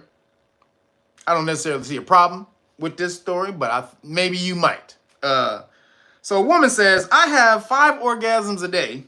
It sounds fun, but it's not. A woman reveals the agony of constant arousal. 5 orgasms a day, huh? And it's a problem. Does anybody see that as a problem? Hey, I don't, well, let's read the story. Maybe it'll play itself out a little bit more. I'm really having a hard time with this one, finding the problem. So, a 36-year-old woman has revealed what it's like living with a bizarre and rare condition that means she is constantly sexually aroused and experiences roughly 5 orgasms a day. Again, having a hard time finding the problem, guys. Having a hard time. Far from being pleasurable, sufferer Emily McMahon said the disorder results in continuous sharp groin pain, agony during sex, and embarrassing leakage. Apparently, meaning she gets moist quite a bit. Apparently, because she always aroused. So then it says, this is her words, it's an intense pain that makes me want to grab my groin and rip it off. Imagine the throbbing sensation of climax times 20, and if the arousal is really strong, I look like I've wet myself. Again, now, maybe it's different for guys, maybe it's different for girls and guys. Maybe it's a little different, I don't know, but 5 orgasms a day, that if you 19, if you 18 or 19 years old, that's you by 10 a.m. in the morning. you done done that by 10 o'clock in the morning. So maybe it's a female thing, because I heard apparently women do have more nerves in the area. So they have far more nerves in that area than men do. So if it was constantly being stimulated, I guess it may be a problem. I don't really, you know what though? It might be a problem. What if you was in the boardroom? Cause she says, look, she said it happened in the shopping center once. She said it happens at the shopping center, public transportation. She said people were just looking at her and judging her and trying to deal with the physical effects. Now, what if your ass is in a boardroom and you was giving a presentation? You were giving a presentation, $100 million presentation. Like you had to seal the deal. It's $100 million. I got to seal the deal. And you up there and you going, and then all of a sudden, then you start doing that shit. You start looking like the Exorcist in the middle. You start doing that shit. Are you gonna get the contract? I don't think so. I can see it may be a problem there, cause that damn. But necessarily in the other way, I don't necessarily see it being a problem. The condition called persistent genital arousal disorder. Hey, that was really creative, wasn't it? PGAD. Persistent genital arousal disorder. They took a long time to come up with that one. That was pretty hard. They must have spent a couple of years trying to come up with that. It's thought to affect just 1% of women. Scientists aren't completely certain what causes the condition, but it is thought to result from misfiring nerves. See, women have more nerves down there. Misfiring of nerves that connect the brain to the genitals. So, you can orgasm by thinking, right? There's tantric and all the rest of that stuff. So that is a thing where your mind, the brain is connected to their genitals, and you can orgasm by thinking it. And actually, that's probably the best way that you're going to orgasm, especially when you're having sex, is to mentally be into it with the person that you're with. That's when you're going to have the most fun when you're doing that. So, you know, or if you're doing it by yourself, then you got to be up here, right? You ain't got nobody here, so you got to have 4K up in this bitch. That shit got to be HD, 4K, crystal, what is that? Crystal vision. You got to have all that shit. Got to be clear as hell. So apparently, again, this is a problem that I don't see it as a problem, but I thought it was pretty funny because I know it had to be a problem only for women, because men would not see this as a problem. Men would probably find a job where they can just sit back and they can do their thing all day. Just saying. That was pretty crazy. Women, if you experiencing it, guys, you better. If I'm a single dude out there, if women, hey, I'm Googling places where women congregate who have PGAD. Yeah, Google? Yeah, Google. Where do women hang out with PGAD?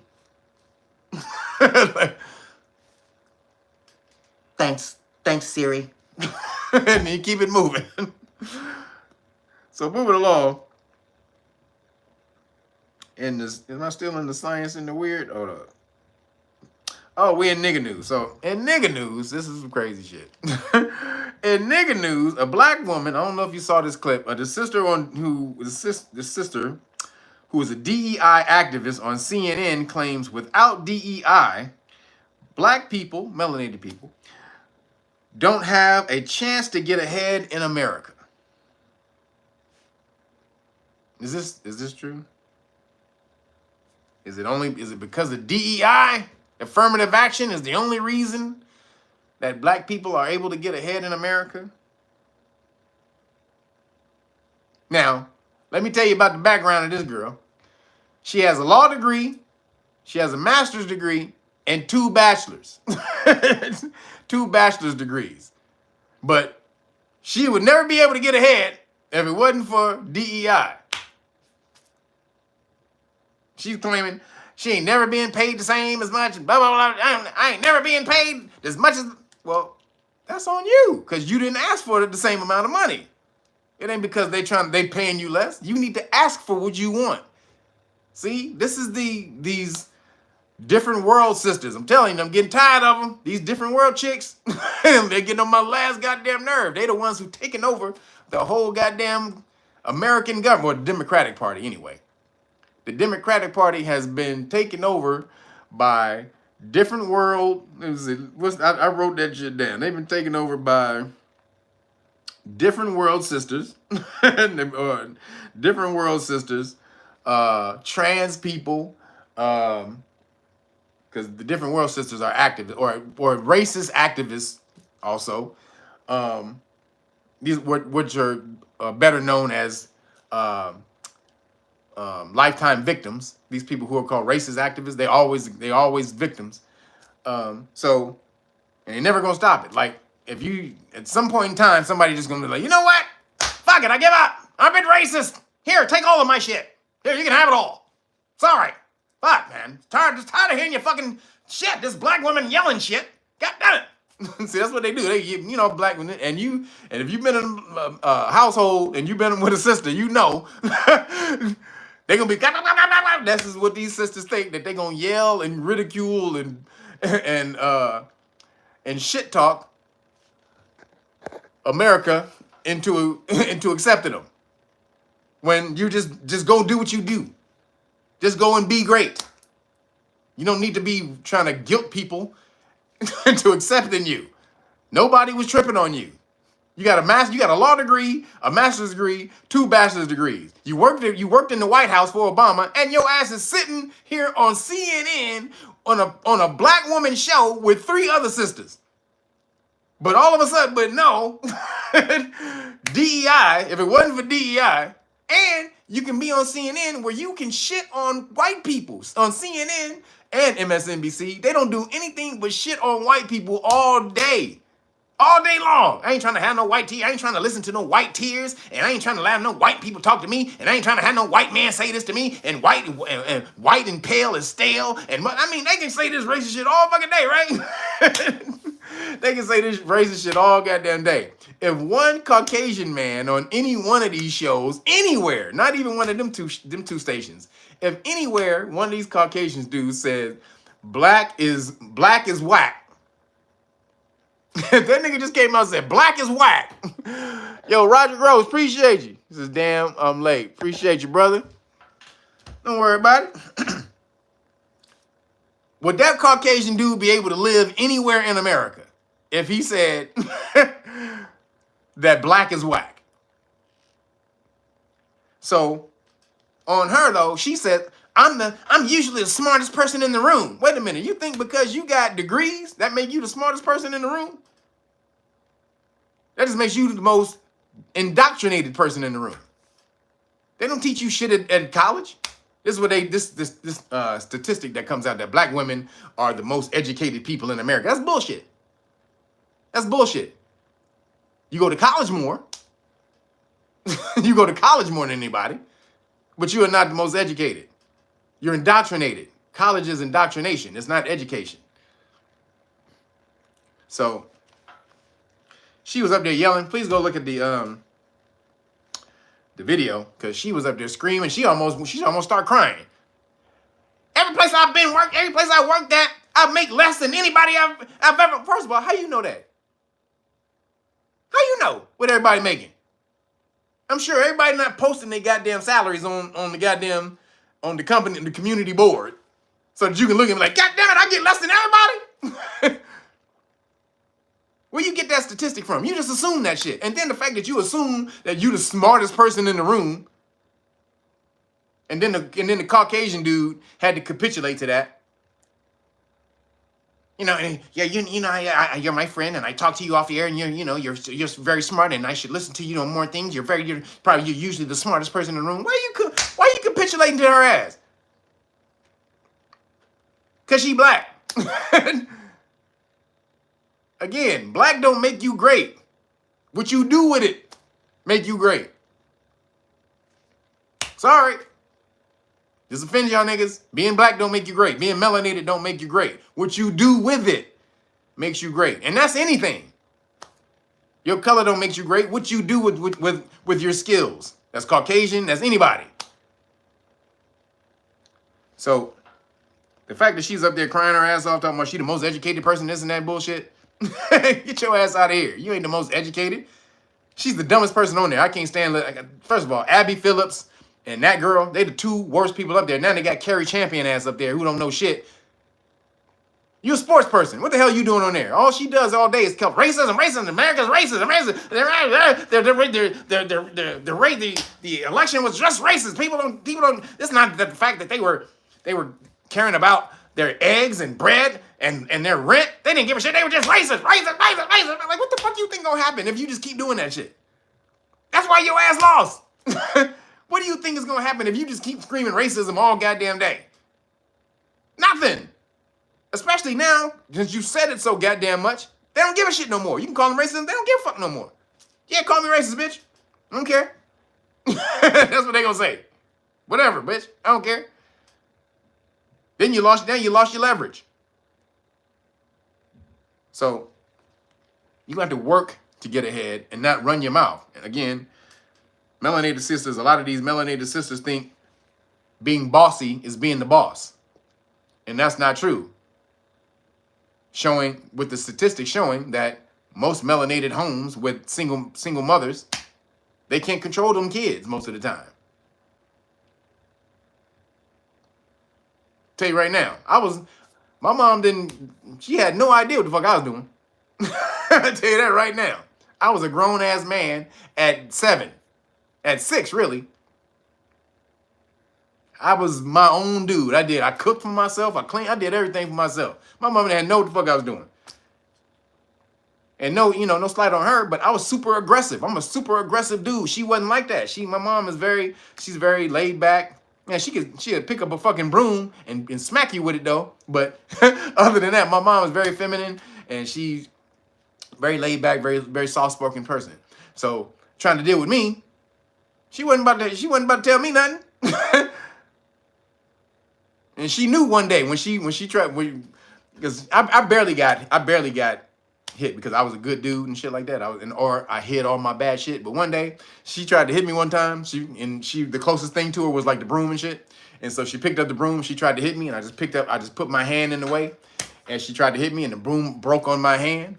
And she looked at me, and she just backed out of the room and said, "Well, I can't deal with that nigga no more." So again, I'm saying this to show you that melanated women who come from the community, they think yelling and ridicule and guilt is leading. That's not how you do shit. That's not how you lead. You lead by example. You lead by conviction. You lead by your works. And they all want to get up here and spout, racism, give me more. You ain't supposed to get more. Melanated people are only 13% of goddamn America. How much of a representation you think you're supposed to be in somebody else's goddamn society? Yes, this land came from melanated people, it's Aboriginal land and all this and that, but the system of America, the government was built by them. It's theirs. And so if you think you're going to climb in their system and be equal to them in their system, you're crazy. When you only 13%. You only represent 13%. That's the representation you're going to get. It's 13%. Unless you start building and doing shit your own and creating and expanding. This is why it's fucked up for you women to go out there and get abortions all the goddamn time. At one time, you were 15%. Melanated people were 15% of the population. You dropped. Too many abortions. So you're never going to get ahead and be more represented in society if you keep killing yourself off. And then you just keep crying about it, yelling, when all you damn doing is just killing babies. And most of those women are pro-abortion. So you want to yell that you ain't got no goddamn positions in the goddamn government, but you want to kill off all the people that would be able to get there to get these positions. That makes no goddamn sense. Let's kill off all the black people who would be able to get higher in society and get us higher positions and greater representation. But no, let's kill all them off and then cry and yell that we ain't got no representation. That shit is bullshit. So that just pissed me off. And she's full of shit, and I can't stand. I don't know. I forgot that girl name. She's a super dark skinned girl. She cute, but she got the hair. She got the long braids and shit, and she annoying. So whatever cuteness she got, it goes out the window because she annoying as fuck. So just know that, women. I don't give a shit. It doesn't matter how pretty you are. If you are annoying, men don't give a shit. a man, if you are annoying, men do not care how pretty you are. A man's sanity is more important to him than an hour or two of tapping. So moving along, your boy Kanye Yeezy, he in it again. They call him Nazi. That's what he is. So he says, Kanye West says he loves Hit Leezy, the little mustache dude, again. After the award show, he came out and said he loves the little mustache dude again.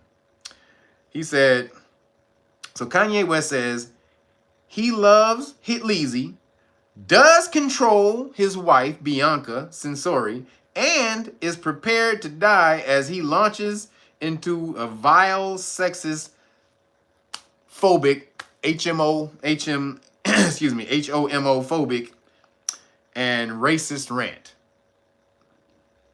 Kanye racist, y'all, apparently. So Kanye declared he is a NZ and as he launched into a vile, anti-Semitic, sexist, and the phobic rant on Thursday night after baffling fans by begging President Trump to free Diddy from prison. What the hell you doing, Kanye? Free Diddy?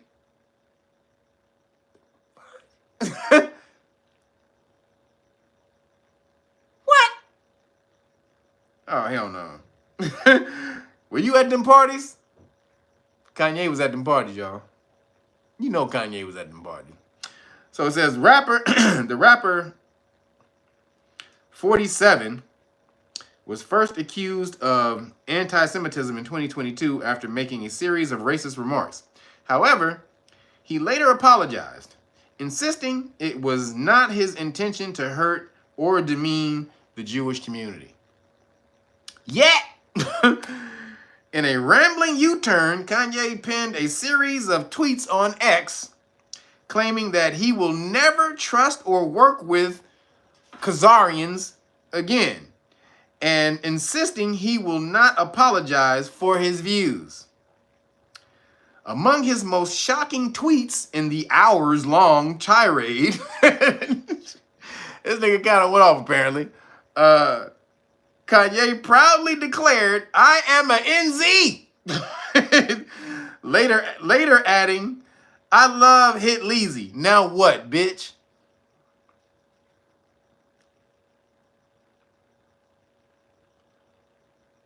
Well, Kanye, all I got to say is,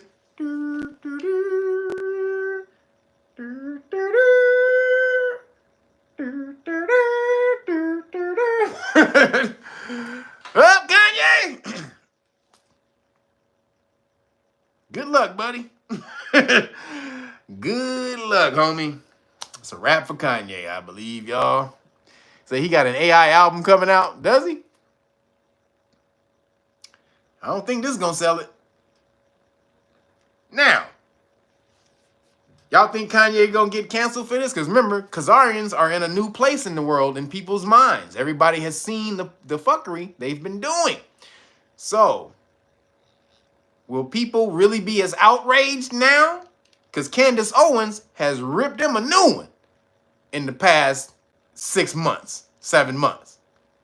They've been exposed by what's her name? Cameron, what's her name? Damn. Candace Owens. God damn, I'll give you. So they've been exposed by Candace Owens.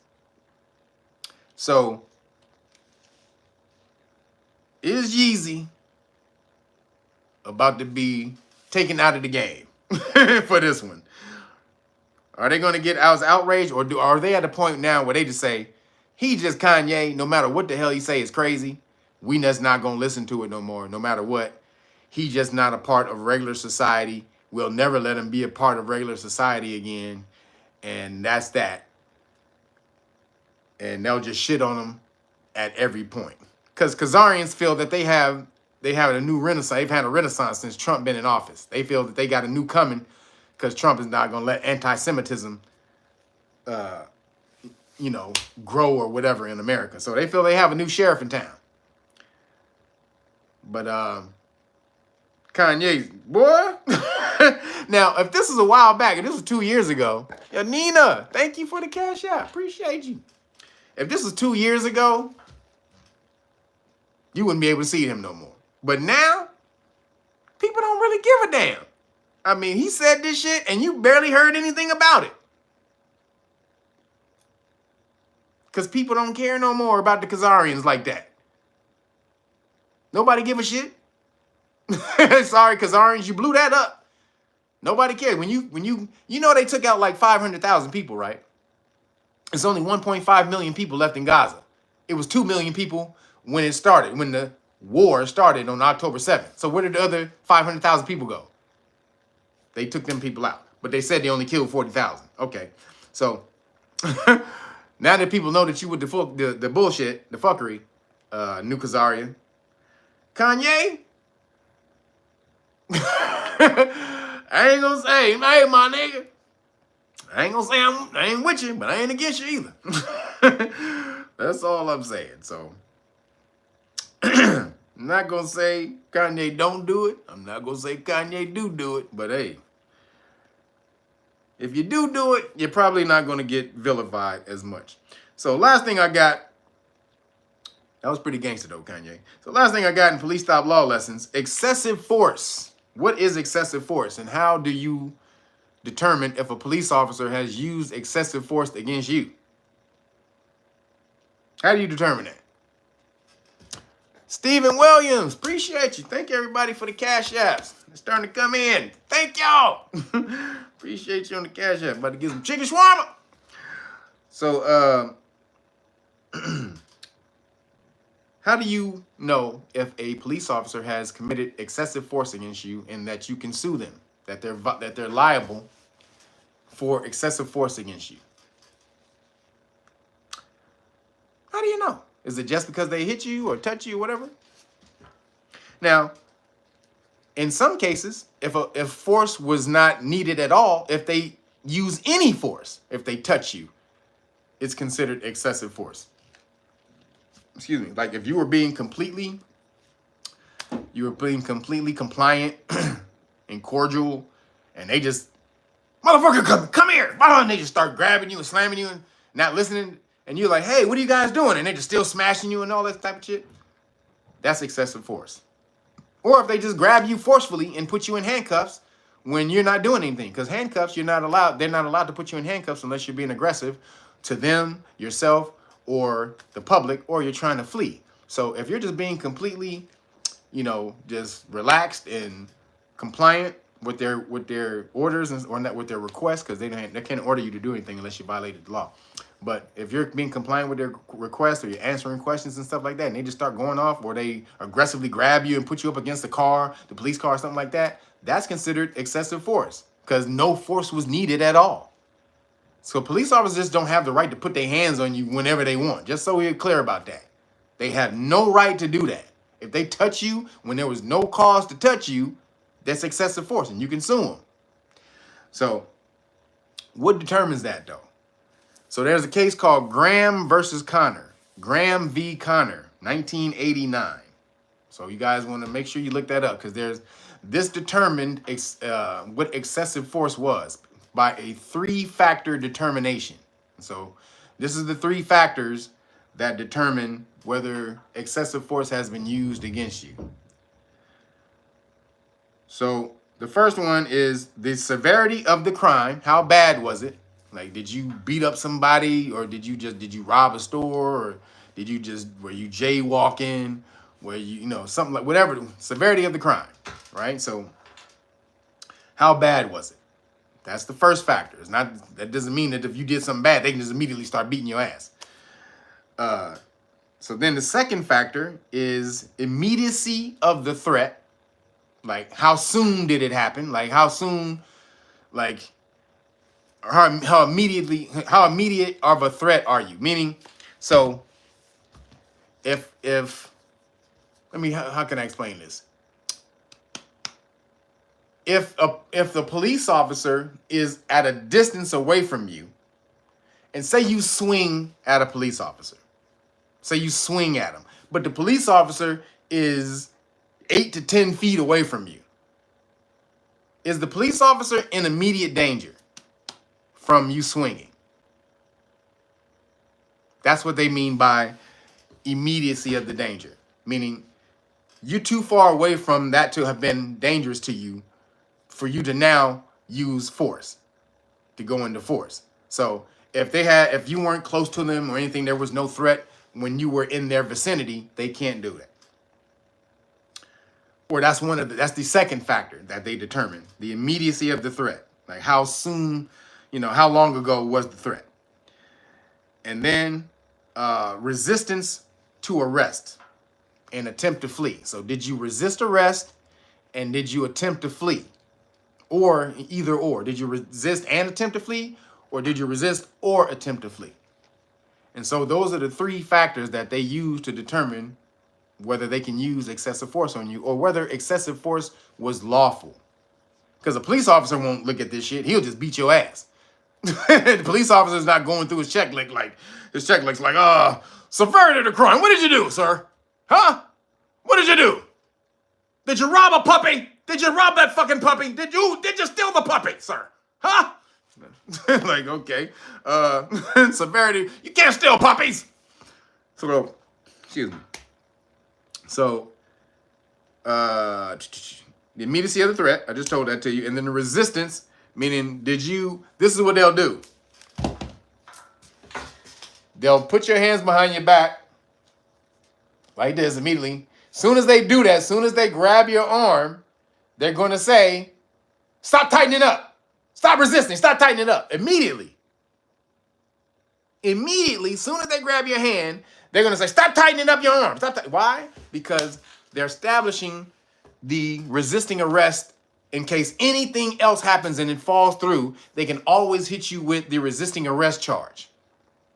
Because then they're going to look at the tape and they're going to say, well, stop resisting. They're going to see the officer saying you stop tensing up, stop resisting. And then depending on the judge they get, that's going to determine whether you get that or not, whether the judge gives that to the police or not. So again, last time, excessive force, whether you can sue the police officer if they beat your ass, is whether the severity of the crime, how bad was it, excuse me, immediacy of the threat, how soon or how recent was the threat, and resistance to arrest or attempting to flee. So remember those things when you get ready to sue a police officer for a Title 42, 1983 civil lawsuit for violation of your constitutional rights. So that's what you would sue them under. Title 42, Section 1983 for deprivation of rights. That's your suit. But only if these three things, they didn't have these three factors that added up when they beat your ass. So make sure you learn it, because if you sue them, they have to pass that 3 tests. So that's all I got for me. That's all I got today. Everybody, make sure you go out and you support. I need your support. This is how you support me right now. You got to go buy the books. Again, the super chat is not working. Again, you got to buy the books. Again, or the Cash App. I appreciate the Cash App too. But the better way to support is go out, get the great book of Melanin Research, the hard copy, and I will give you the whole police stop law package for free. Everything. You get all of it. The police stop or the yo, who was that? Just give me Deotis Dixon. Appreciate you. Thank you, brother. So make sure you go out and you get all of this for free. Boom. You get all of this for free. And if you buy the great book of Melanin Research. So you get the Know Your Rights manual, everything you need to know about your rights and how to stop police officers from violating your constitutional rights. This is the Public Official Bonds book, the book that shows you how to go after their police insurance when they violate your constitutional rights, because every police officer has to have that. The city won't allow them to work without police insurance, or what's called a public official bond. So you can go place that claim on the bond when they violate your constitutional rights, because they take an oath to protect your constitutional rights. So when they violate that oath, they lose the bond. That's why it's called oaths and bonds. And then boom, right here is the constitutional rights card right here at the bottom, and then qualified immunity card and notice at the top. Boom, right here, the constitutional rights card. You hand that to the police officer when you get pulled over. You say, I don't answer questions. This lets them know what your rights are, what will happen when they violate your rights. And right here, lets them know that they lose their qualified immunity when they violate your constitutional rights, and they knowingly violate your constitutional rights. So when you alert them they're in danger of doing it and you get them on camera, boom, you got them. So you keep this in your, excuse me, you keep these in your car. You hand this to your car with your driver's license and everything. And then, boom, you study this, give this to your children, make them do book reports on it. You do a book report on it. You should know this hands down. We got so many people learning the law and just regurgitate, just kicking it back. It's crazy how many people know the law and as well as they know it. We got people in the class doing mock court, going back at each other, arguing different points of cases and stuff like that. Man, if y'all want to get into this, we are mashing out, y'all. We are going to master the law system. Well, what we need to know. We don't have to master everything, but what we need out of it, we're going to master that. Basically, how to smash on the popo and the government when they try to smash on you. So this is what you get when you order the great book of Melanin Research for free. All right, so make sure you get over there and support realnagas.com. Appreciate you. And if you want to learn the law for free, again, get over to knowyourrightsfoundation.org/volunteers. Send us a message. We will send you back a questionnaire to fill out. Please fill out the questionnaire, because we won't hit you back if you don't fill that out and send us back. You don't get in just by sending us a message. You got to fill out the questionnaire so we know who you are. Send it back. Boom. Then you're in the game, and we'll give you an interview time. If you want to get in for this month, I think it's the 17th that we have interviews. I think it's the 17th. So if you want to get in for this month's interview date, boom, make sure you sign up, and then we will get you in there Boom. Again, knowyourrightsfoundation.org/volunteers. Teach you for free, but you got to go back out there. Make sure you work for one of these. That's the goal, to get one of these certifications. And then you go back out there and you teach it to your family and friends. All right. That's all I got. Everybody, appreciate you. Oh, make sure you go out and support the homie Timmy Tight Top on the Weed Juice side of the game. Where's that?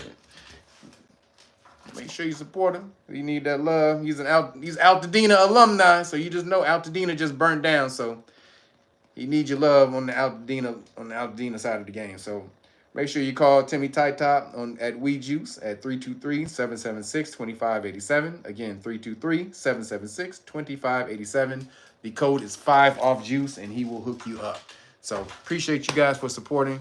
Again, the best way to support me is to get this book or go buy some merch from realnagas.com. You can do both, but this is the best way to do it because I hook you up when you buy this book, and it's a great deal for both of us, all right? So that's it for me. I'm hungry as hell, about to order me some chicken shawarma for the first time in a month, over a month. It's been damn near almost 2 months, excuse me. It's almost been 2.5 months since I had some chicken shawarma. We're going to see if it takes me out the game tonight. If I blow the bathroom up, no, I'm just kidding. But we'll see. If I'm keeling over it, I wasn't ready for it, but we'll see what happens. But appreciate you for the donations for the chicken shawarma. Thank you, everybody. And I will be taking donations off the screen, off camera, if you want to donate to the chicken shawarma fund. Appreciate y'all for that. But thank you, everybody. Thank all my mods for holding it down in here. Thank everybody hitting the Cash App. Appreciate you, and also for who supports throughout the week. Man, you guys come in throughout the week with your messages and your Cash Apps. It's hilarious. And I get back at you by doing this. So thank you guys for doing that. And I'm out of here because I'm hungry as hell. And it's getting a little dark outside. So I got to go get me some food. All right? Peace. Deuces. Holla at y'all in a minute.